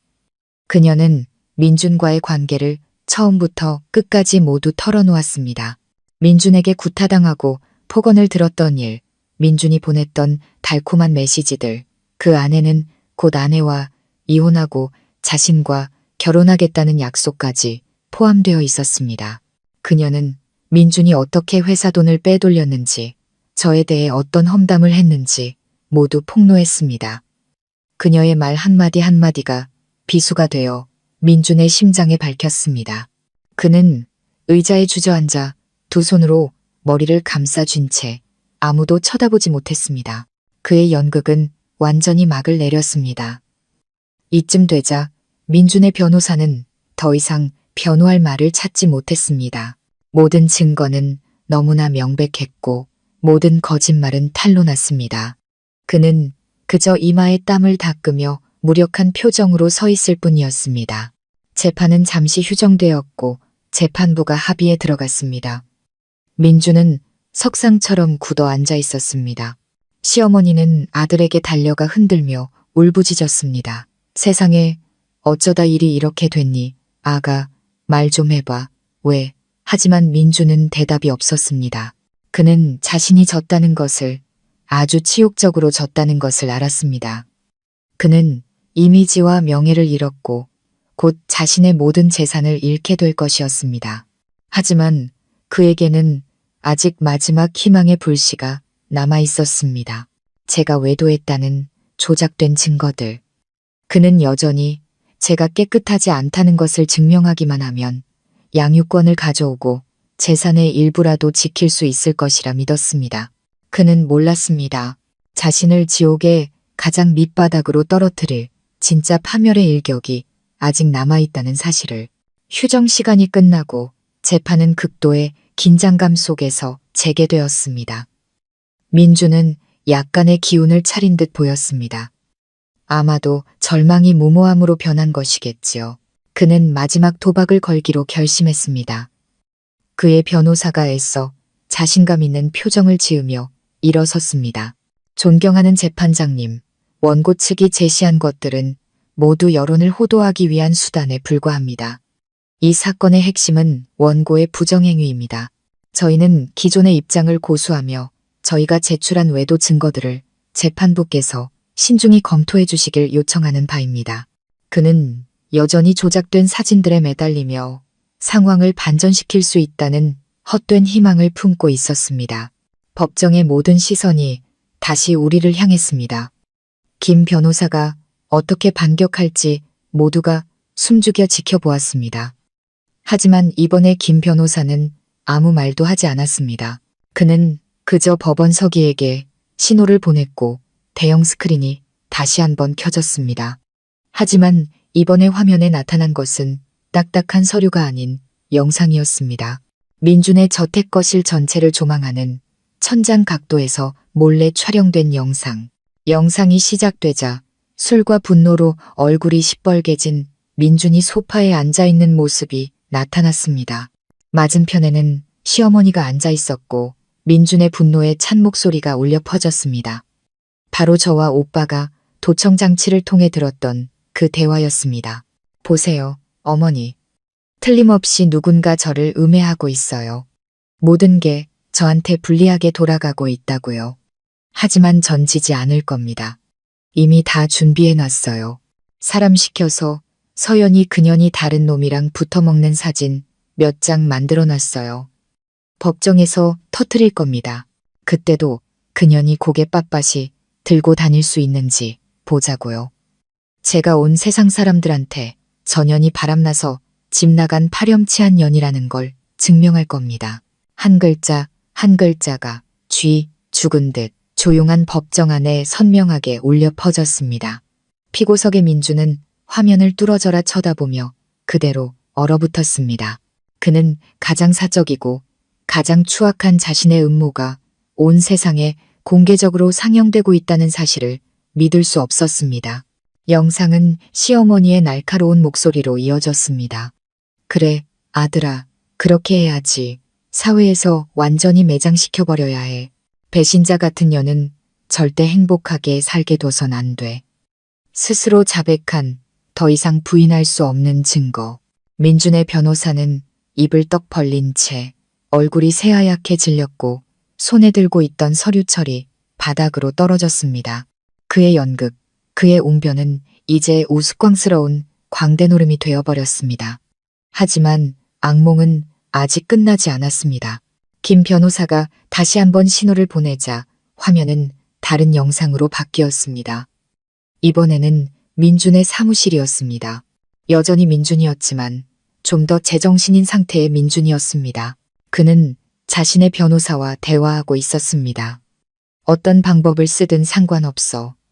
가짜 증거라도 좋으니까 무조건 전연을 이겨야 해. 난 전연이 빈손으로 쫓겨나고 양육권도 뺏기는 꼴을 봐야겠어. 돈은 얼마가 들든 상관없으니 그렇게 만들어. 조작과 무고의 모든 음모가 이보다 더 잔인할 수 없을 만큼 적나라하게 벗겨졌습니다. 법정은 수군거리는 소리로 폭발할 것 같았습니다. 재판장은 분노로 얼굴이 붉어진 채 망치를 강하게 내리쳤습니다. 그는 전례 없이 엄격한 눈빛으로 민준을 쏘아 보았습니다. 피고 박민준, 이 영상들에 대해 할 말 있습니까? 민준은 아무 말도 하지 못하고 그저 더듬거렸습니다. 아닙니다. 저건 조작입니다. 짜깁기라고요. 하지만 그의 힘없는 부인을 더 이상 믿는 사람은 아무도 없었습니다. 모든 것이 너무나 명백했습니다. 마지막 비밀의 장막이 걷히고 추악하고 벌거벗은 진실만이 남았습니다. 미친 듯한 비명이 침묵을 갈랐습니다. 민주는 벌떡 일어나 두 눈을 부릅떴습니다. 그는 저를 손가락으로 가리키며 상처 입은 짐승처럼 울부짖었습니다. 너야, 전부 너 때문이야. 네가 판 함정이었어. 이 악독한 년. 그는 저를 잡아먹을 듯이 달려들었지만 법정 경위들이 재빨리 그를 제압했습니다. 민주는 발버둥치며 끊임없이 욕설을 퍼붓고 소리 질렀습니다. 그가 애써 쌓아 올린 위선과 동정의 가면은 완전히 벗겨지고 뒤틀리고 광기에 찬 추악한 맨얼굴만이 남았습니다. 아들이 체포되고 가문의 모든 음모가 탄로나는 것을 목격한 시어머니는 결국 충격을 이기지 못하고 눈을 뒤집으며 그 자리에서 실신했습니다. 법정은 순식간에 아수라장이 되었습니다. 재판장은 질서를 회복시키기 위해 계속해서 망치를 두드려야 했습니다. 저는 의자에 조용히 앉아 이 모든 광경을 아무런 감정의 동요 없이 지켜보았습니다. 모든 것이 끝났습니다. 마지막 연극의 막이 내렸고 아기는 스스로 자신의 가면을 벗어던졌습니다. 정의는 더디게 올지라도 결국에는 반드시 온다는 것을. 그리고 민준에게 내려질 판결은 법의 심판뿐만 아니라 양심의 심판이자 온 사회의 경멸이 될 것이었습니다. 민준이 법정 밖으로 끌려나가고 시어머니가 응급실로 실려간 후 재판은 마침내 재개될 수 있었습니다. 반박할 수 없는 증거들 앞에서 변론은 매우 신속하게 진행되었습니다. 민준의 변호사는 더 이상 변호할 말을 찾지 못하고 그저 고개를 숙여 패배를 인정했습니다. 재판부는 약 1시간 동안 합의를 거쳤습니다. 재판장이 다시 법정으로 돌아왔을 때 모두가 숨을 죽였습니다. 그는 자리에서 일어나 엄숙한 목소리로 최종 판결을 낭독하기 시작했습니다. 본 재판부는 사건 기록 및 법정에서 제시된 모든 증거를 검토한 결과 피고 박민준의 행위가 혼인 및 가족에 관한 법률을 위반했을 뿐만 아니라 형사 범죄의 혐의가 있는 매우 중대한 사안이라고 판단합니다. 이에 재판부는 다음과 같이 최종 판결합니다. 그는 잠시 말을 멈춘 후 또박또박 힘주어 읽어 내려갔습니다. 첫째, 원고 강서연의 이혼 청구를 인용한다. 원고 강서연과 피고 박민준의 혼인관계는 금일부로 공식적으로 해소되었음을 선언한다. 저는 안도의 한숨을 내쉬었습니다. 마침내 자유를 얻은 것입니다. 8년간의 지옥이 공식적으로 막을 내렸습니다. 둘째, 자녀에 대한 양육권은 원고 강서연에게 있으며 자녀 발견 후가만 18세가 될 때까지 직접 양육, 보호 및 교육할 권리와 의무를 가진다. 피고 박민준은 자녀가 대학을 졸업할 때까지 매월 300만 원의 양육비를 지급할 의무가 있다. 재판장은 계속했습니다. 셋째, 재산 분할에 관하여 피고 박민준의 가정폭력, 외도 및 혼인 파탄의 전적인 책임이 인정되므로 다음과 같이 분할한다. 현재 거주 중인 타워 팰리스 아파트는 자녀의 안정적인 주거 환경 보장을 위해 원고 강서연의 단독 소유로 한다. 모든 공동명의 은행 계좌의 잔고는 원고 70%, 피고 30%로 분할한다. 성진건설의 지분에 관해서는 현재 회사가 금융비리 혐의로 조사를 받고 있으므로 관계기관의 결론이 나온 후 법원에서 추가 판결을 내릴 것이다. 판결 하나하나가 민준의 인생과 커리어에 밝히는 대못과 같았습니다. 그는 모든 것을 잃었습니다. 아내, 아들, 그리고 거의 모든 재산까지. 하지만 최악은 아직 남아 있었습니다. 마지막으로 재판장은 엄격한 목소리로 말했습니다.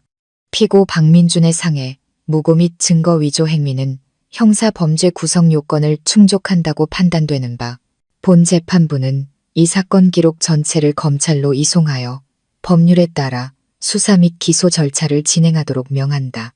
재판장의 망치가 단호하고 힘차게 책상을 내리치며 모든 것에 마침표를 찍었습니다. 제가 이겼습니다. 완벽한 승리였습니다. 저는 김 변호사를 돌아보며 고개 숙여 감사 인사를 전했습니다. 그는 따뜻하고 진심 어린 미소로 화답했습니다. 축하합니다, 서연 씨. 새로운 삶을 살 자격이 충분하십니다. 제가 법원을 나섰을 때 밖은 아수라장이었습니다. 기자들이 저를 둘러쌌고 수많은 카메라와 마이크가 제 얼굴을 향했습니다. 질문들이 빗발쳤습니다. 하지만 저는 더 이상 두렵지 않았습니다. 저는 허리를 꼿꼿이 펴고 그들을 똑바로 바라보며 차분하고 명확한 목소리로 말했습니다. 관심 가져주셔서 감사합니다. 진실은 법정에서 모두 밝혀졌습니다. 저는 사법부의 공정한 판단을 믿습니다. 이제부터 저는 아들과 함께 새로운 삶, 평온한 삶을 시작하고 싶을 뿐입니다. 말을 마친 저는 더 이상의 질문에 답하지 않고 발걸음을 옮겼습니다. 인파가 저절로 갈라지며 길을 터주었습니다. 그들의 눈빛은 더 이상 비난 섞인 호기심이 아니었습니다. 존중과 약간의 연민이 담겨 있었습니다. 그 후 민준 모자의 삶은 오빠가 말했던 현실의 지옥 그 자체였습니다. 성진건설은 즉시 세무조사를 받았고 공사비 횡령, 탈세, 뇌물 공여 등 수많은 비리가 드러나 결국 파산했습니다. 채권자들과 계약이 파기된 협력업체들이 벌떼처럼 몰려들었습니다. 민주는 상해, 무고, 그리고 여러 경제 범죄 혐의로 징역 7년형을 선고받았습니다. 선고 공판날 그의 모습은 아무런 생기도 없는 살아있는 송장 같았다고 합니다. 시어머니는 병원에서 깨어난 후 아들이 감옥에 가고 모든 재산이 사라졌다는 소식에 큰 충격을 받고 두 번째 뇌졸중으로 쓰러졌습니다. 이번에는 전신이 마비되어 그저 누워서 어눌한 소리만 낼 수 있게 되었습니다. 유일하게 남아있던 그녀의 집도 은행에 넘어가 빚을 갚는 데 쓰였습니다. 그녀는 여생을 요양원에서 고독과 후회 속에서 보내야 했습니다. 어떤 친척도 그녀를 찾아오지 않았다고 들었습니다. 그들은 스스로 자신들의 미래와 명예를 파괴한 것입니다. 인과응보는 빠르든 늦든 반드시 찾아옵니다. 그리고 그들의 가족에게는 너무나 빠르고 잔혹하게 찾아왔습니다. 저는 더 이상 통쾌함을 느끼지 않았습니다. 그저 마음이 평온해졌습니다. 모든 원한은 사라졌습니다. 제 인생의 낡은 한 챕터가 완전히 닫혔습니다. 이제 저는 빛과 희망만이 가득한 새로운 챕터를 써 내려가야 할 시간이었습니다.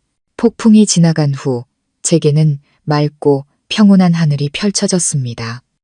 저는 제가 얻게 된 재산으로 화려하게 사는 삶을 택하지 않았습니다.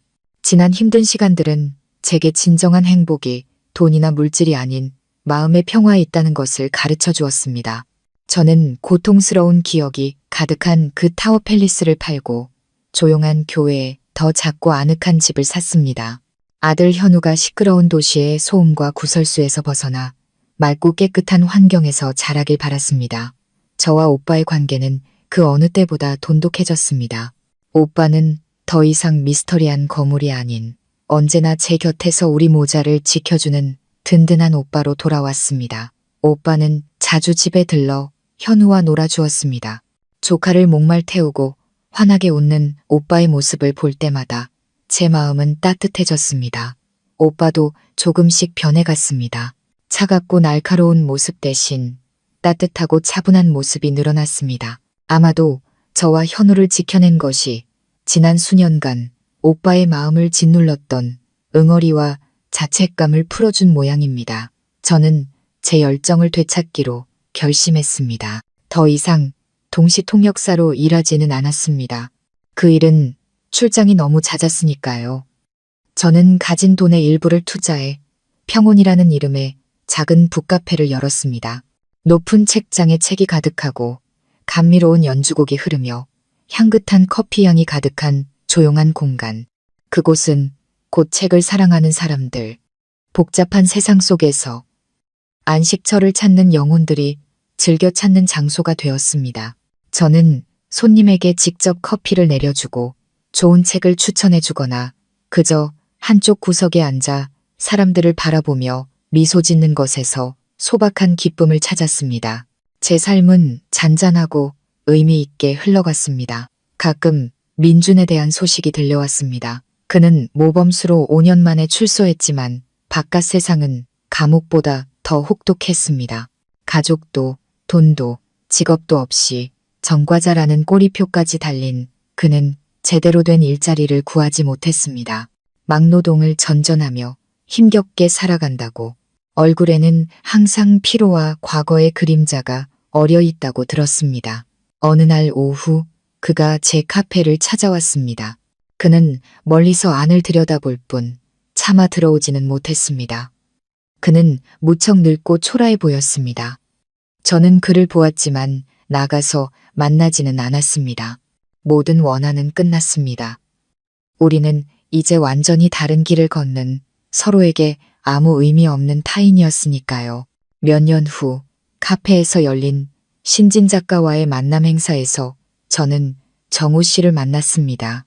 그는 작가였고 차분하고 깊이가 있으며 섬세한 영혼을 가진 남자였습니다. 우리는 대화가 무척 잘 통했습니다. 그는 저의 과거에 대해 묻지 않았습니다.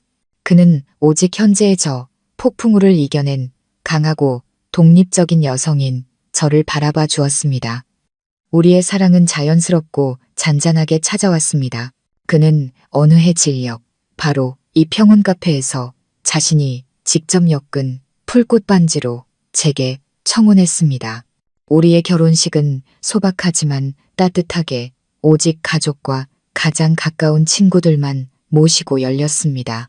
오빠는 제 손을 잡고 정우 씨에게 건네주며 말했습니다.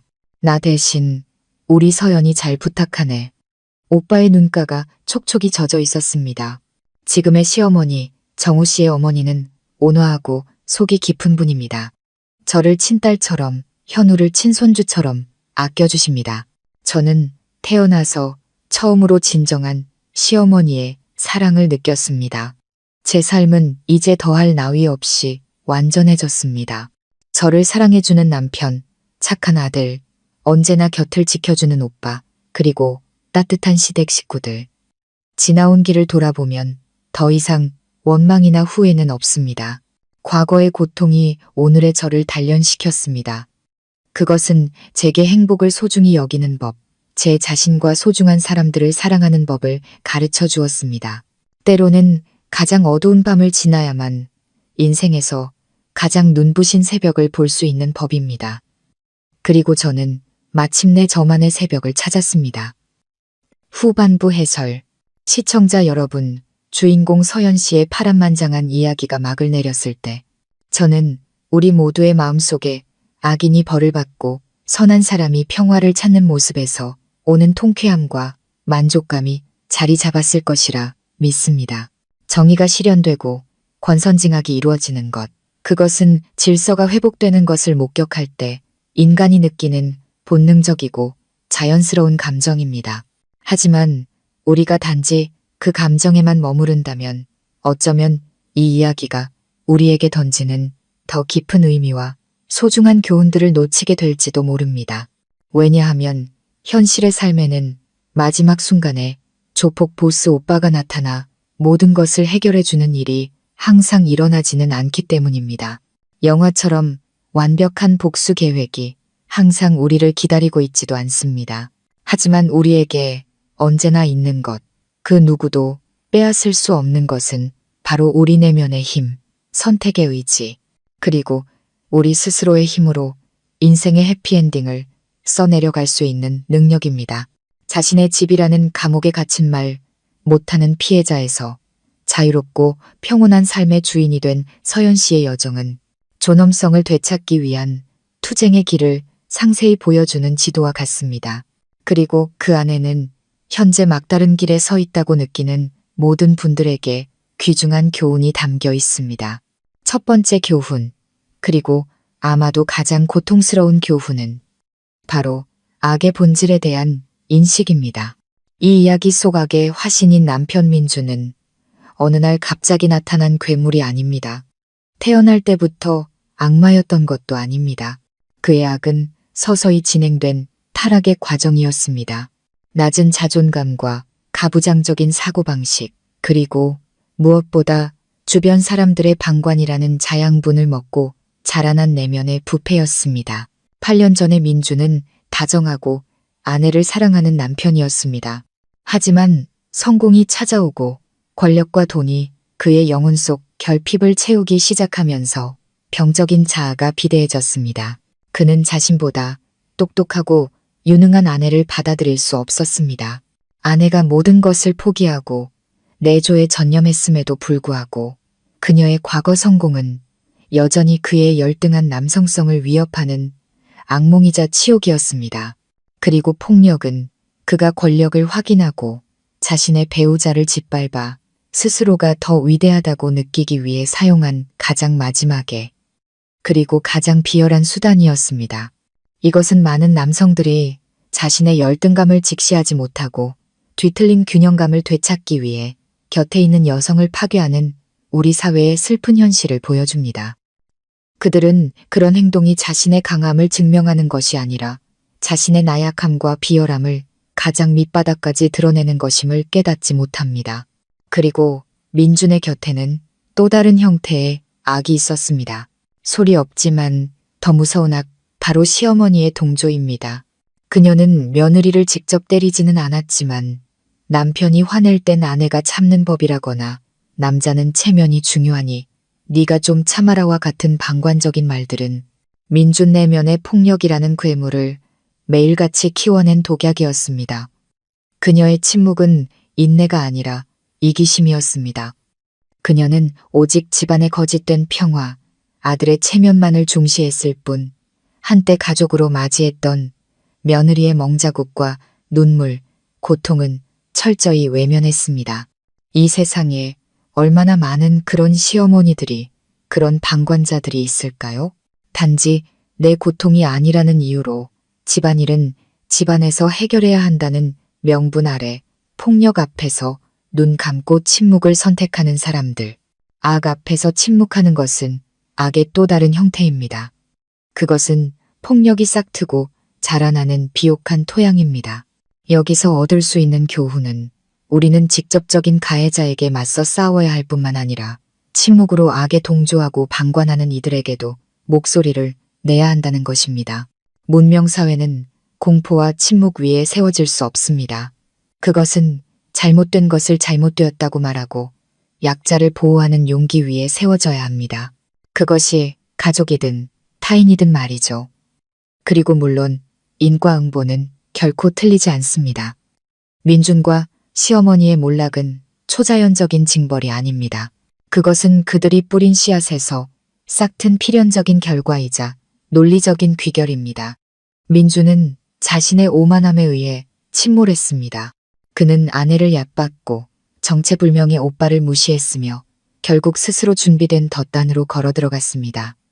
시어머니는 자신의 맹목적인 감싸기에 의해 파멸했습니다. 결국 금지옥역 같던 아들이 사회에서 매장당하는 것을 목격해야만 했습니다. 그들은 스스로 죄악의 성을 쌓았고 결국 그 폐허 속에 스스로 갇히고 말았습니다. 이것은 우리 모두에게 깊은 경고를 줍니다. 절대로 바람을 심지 마십시오. 언젠가는 반드시 폭풍을 거두게 될 날이 올 것입니다. 인생은 때로 불공평해 보일지라도 긴 안목으로 보면 무서울 정도로 공평합니다. 모든 선택은 아무리 작을지라도 미래의 결과를 품고 있는 씨앗과 같습니다. 하지만 이 이야기는 단지 악인에 대한 심판서가 아닙니다. 이것은 여성 안에 잠재된 힘과 저항의 가치에 대한 찬가이기도 합니다. 주인공 서연 씨는 처음에는 다른 많은 여성들처럼 인내하고 참고 견뎠습니다. 자신의 희생이 아이를 위한 것이고 아이에게 온전한 가정을 지켜주기 위한 것이라고 스스로를 속였습니다. 이것은 매우 흔하고 위험한 심리적 함정입니다. 우리는 종종 자식에 대한 사랑을 명분으로 자신의 나약함을 정당화하고 독이 되는 결혼 생활을 감내합니다. 하지만 우리는 잊고 있습니다. 진정한 가정은 물리적인 벽으로 지어지는 것이 아니라 사랑과 존중 그리고 안전함으로 지어진다는 것을. 화려한 집에 살지만 매일 아버지가 어머니를 때리는 장면을 목격하고 욕설을 들으며 자라는 아이가 과연 건강하게 성장할 수 있을까요? 그 아이가 타인을 사랑하고 존중하는 법을 배울 수 있을까요? 아니면 뒤틀린 영혼을 가진 채 자라나 미래의 또 다른 폭력의 피해자가 되거나 더 나쁘게는 부모의 비극을 되풀이하는 가해자가 될까요? 서연 씨의 침묵은 그녀 자신의 삶뿐만 아니라 아들 현우의 여린 영혼에 매일같이 공포와 트라우마의 씨앗을 심고 있었습니다. 그녀의 저항은 자신을 구하기 위함일 뿐만 아니라 아들의 미래를 구하고 폭력이라는 악순환의 고리를 끊기 위함이었습니다. 이야기의 전환점, 창고문이 쾅하고 닫히는 순간은 강력한 은유입니다.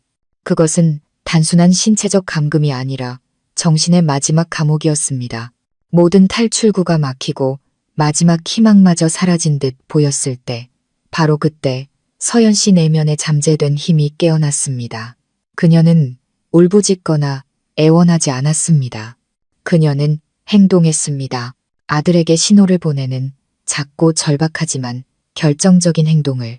그 비밀 신호는 단순한 암호가 아니었습니다. 그것은 준비의 상징이자 서연 씨가 가장 어두운 날을 위해 스스로 만들어둔 한 줄기 희미한 빛이었습니다. 여기서 얻을 교훈은 무엇일까요? 바로 막다른 골목에 몰릴 때까지 기다렸다가 저항할 방법을 찾지 말라는 것입니다. 항상 자신만의 비밀 신호, 즉 플랜 B를 준비해 두십시오. 그것은 비상금일 수도, 꾸준히 갈고 닦은 전문 기술일 수도, 든든한 친구 관계망일 수도, 혹은 부당함의 아니오라고 말할 수 있는 용기일 수도 있습니다. 당신의 한계가 침범당했을 때 저항이 반드시 격렬한 싸움일 필요는 없습니다. 때로는 나는 더 나은 대우를 받을 자격이 있다는 마음속에 단호한 결심, 작은 행동 하나에서 시작됩니다. 기억하십시오. 당신은 그 누구의 소유물도 아닙니다. 당신은 안전하고 존중받으며 살아갈 권리가 있는 독립적인 존재입니다. 그리고 이것은 다음의 중요한 교훈으로 이어집니다. 바로 생명선, 즉 지원 시스템의 중요성입니다.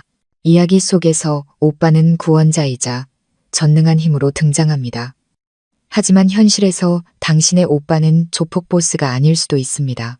당신의 오빠는 당신이 믿는 친구, 가족, 심리상담사, 변호사 또는 여성 보호단체일 수 있습니다. 문제는 당신의 오빠가 누구냐가 아니라 당신이 그들에게 신호를 보낼 용기가 있느냐입니다. 서연 씨는 매우 똑똑하고 용감한 일을 했습니다. 그녀는 아들에게 오빠를 부르는 방법을 가르쳤습니다. 그녀는 자신의 어린 아들을 자기 구출 계획의 중요한 연결고리로 만들었습니다. 이것은 우리가 아무리 절망적인 상황에 처해 있더라도 스스로를 위한 생명선을 주도적으로 만들어낼 수 있다는 것을 보여줍니다. 절대 스스로를 고립시키지 마십시오. 모든 것을 혼자 해결할 수 있다고 생각하지 마십시오. 고통은 나누면 반이 되고 힘은 합치면 배가 됩니다. 나누고 도움을 구하십시오. 적절한 때에 적절한 사람에게 건 한 통의 전화, 한 줄의 메시지, 한 번의 고백이 당신의 인생 전체를 바꿀 수 있습니다. 당신 인생의 강태식이 누구인지 파악하고 그들이 당신의 비밀 신호를 알고 있도록 하십시오. 헛된 자존심이나 두려움 때문에 도움을 구하는 것을 망설이지 마십시오. 도움을 받는 것은 나약함이 아니라 용기와 지혜의 표현입니다. 마지막으로 이 이야기가 주는 가장 깊은 교훈은 바로 평온을 찾아가는 여정입니다. 승리한 후, 악인이 처벌받은 후, 서연 씨는 복수와 권력의 삶을 선택할 수도 있었습니다. 하지만 그녀는 그러지 않았습니다. 그녀는 평화를 선택했습니다. 고통스러운 저택을 팔고 작은 북카페를 열어 소박한 것들에서 행복을 찾았습니다. 이것이야말로 가장 위대한 승리입니다. 진정한 힘은 적을 파괴하는 능력이 아니라 자신의 상처를 치유하고 더 나은 새로운 삶을 건설하는 능력에 있습니다. 남편 민준이 카페 밖에서 서성일 때 서연 씨가 그를 외면하기로 선택한 것은 매우 의미심장한 장면입니다. 그것은 그녀가 증오의 굴레에서 완전히 벗어났음을 보여줍니다. 민준은 더 이상 그녀 세상의 일부가 아니었습니다. 그는 그저 과거의 유령, 더 이상 상처를 줄 수 없는 희미한 기억일 뿐이었습니다.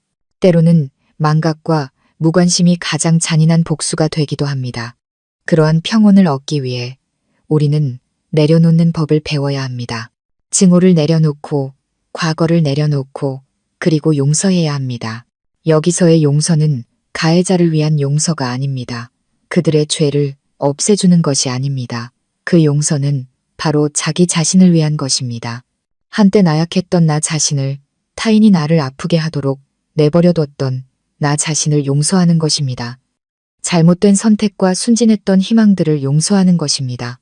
오직 그때만이 우리는 과거라는 감옥에서 우리 영혼을 해방시키고 진정으로 자유롭게 앞으로 나아갈 수 있습니다. 시청자 여러분, 서연 씨의 이야기는 지옥에서 새벽으로 향하는 여정입니다.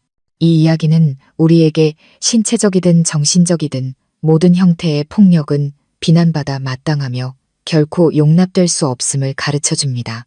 악 앞에서 침묵하는 것은 죄악입니다. 그리고 여성의 힘은 인내가 아닌 자신의 가치와 존엄성을 지키기 위해 일어서는 용기에 있습니다. 우리 모두는 남성이든 여성이든 각자의 교훈을 얻을 수 있습니다. 자신의 배우자를 사랑하고 존중하는 법을 배우십시오. 불의를 목격했을 때 용감하게 목소리를 내십시오. 그리고 가장 중요한 것은 항상 자신을 위한 생명선을 준비하고 필요할 때 신호를 보내는 것을 주저하지 마십시오. 인생이 항상 장밋빛일 수는 없지만 비온 뒤에 땅이 굳는 법입니다. 우리가 희망을 버리지 않고 행복하게 살 권리를 포기하지 않는 한 우리는 반드시 우리 자신만의 평온한 하늘을 찾게 될 것입니다. 과거의 고통을 현재를 위한 힘으로, 쓰라린 교훈을 더 밝은 미래를 위한 지침으로 삼으시길 바랍니다. 채널 안내 및 마무리. 이 이야기 속 악의 화신인 남편은 어느 날 갑자기 나타난 괴물이 아닙니다. 태어날 때부터 악마였던 것도 아닙니다. 그의 악은 서서히 진행된 타락의 과정이었습니다.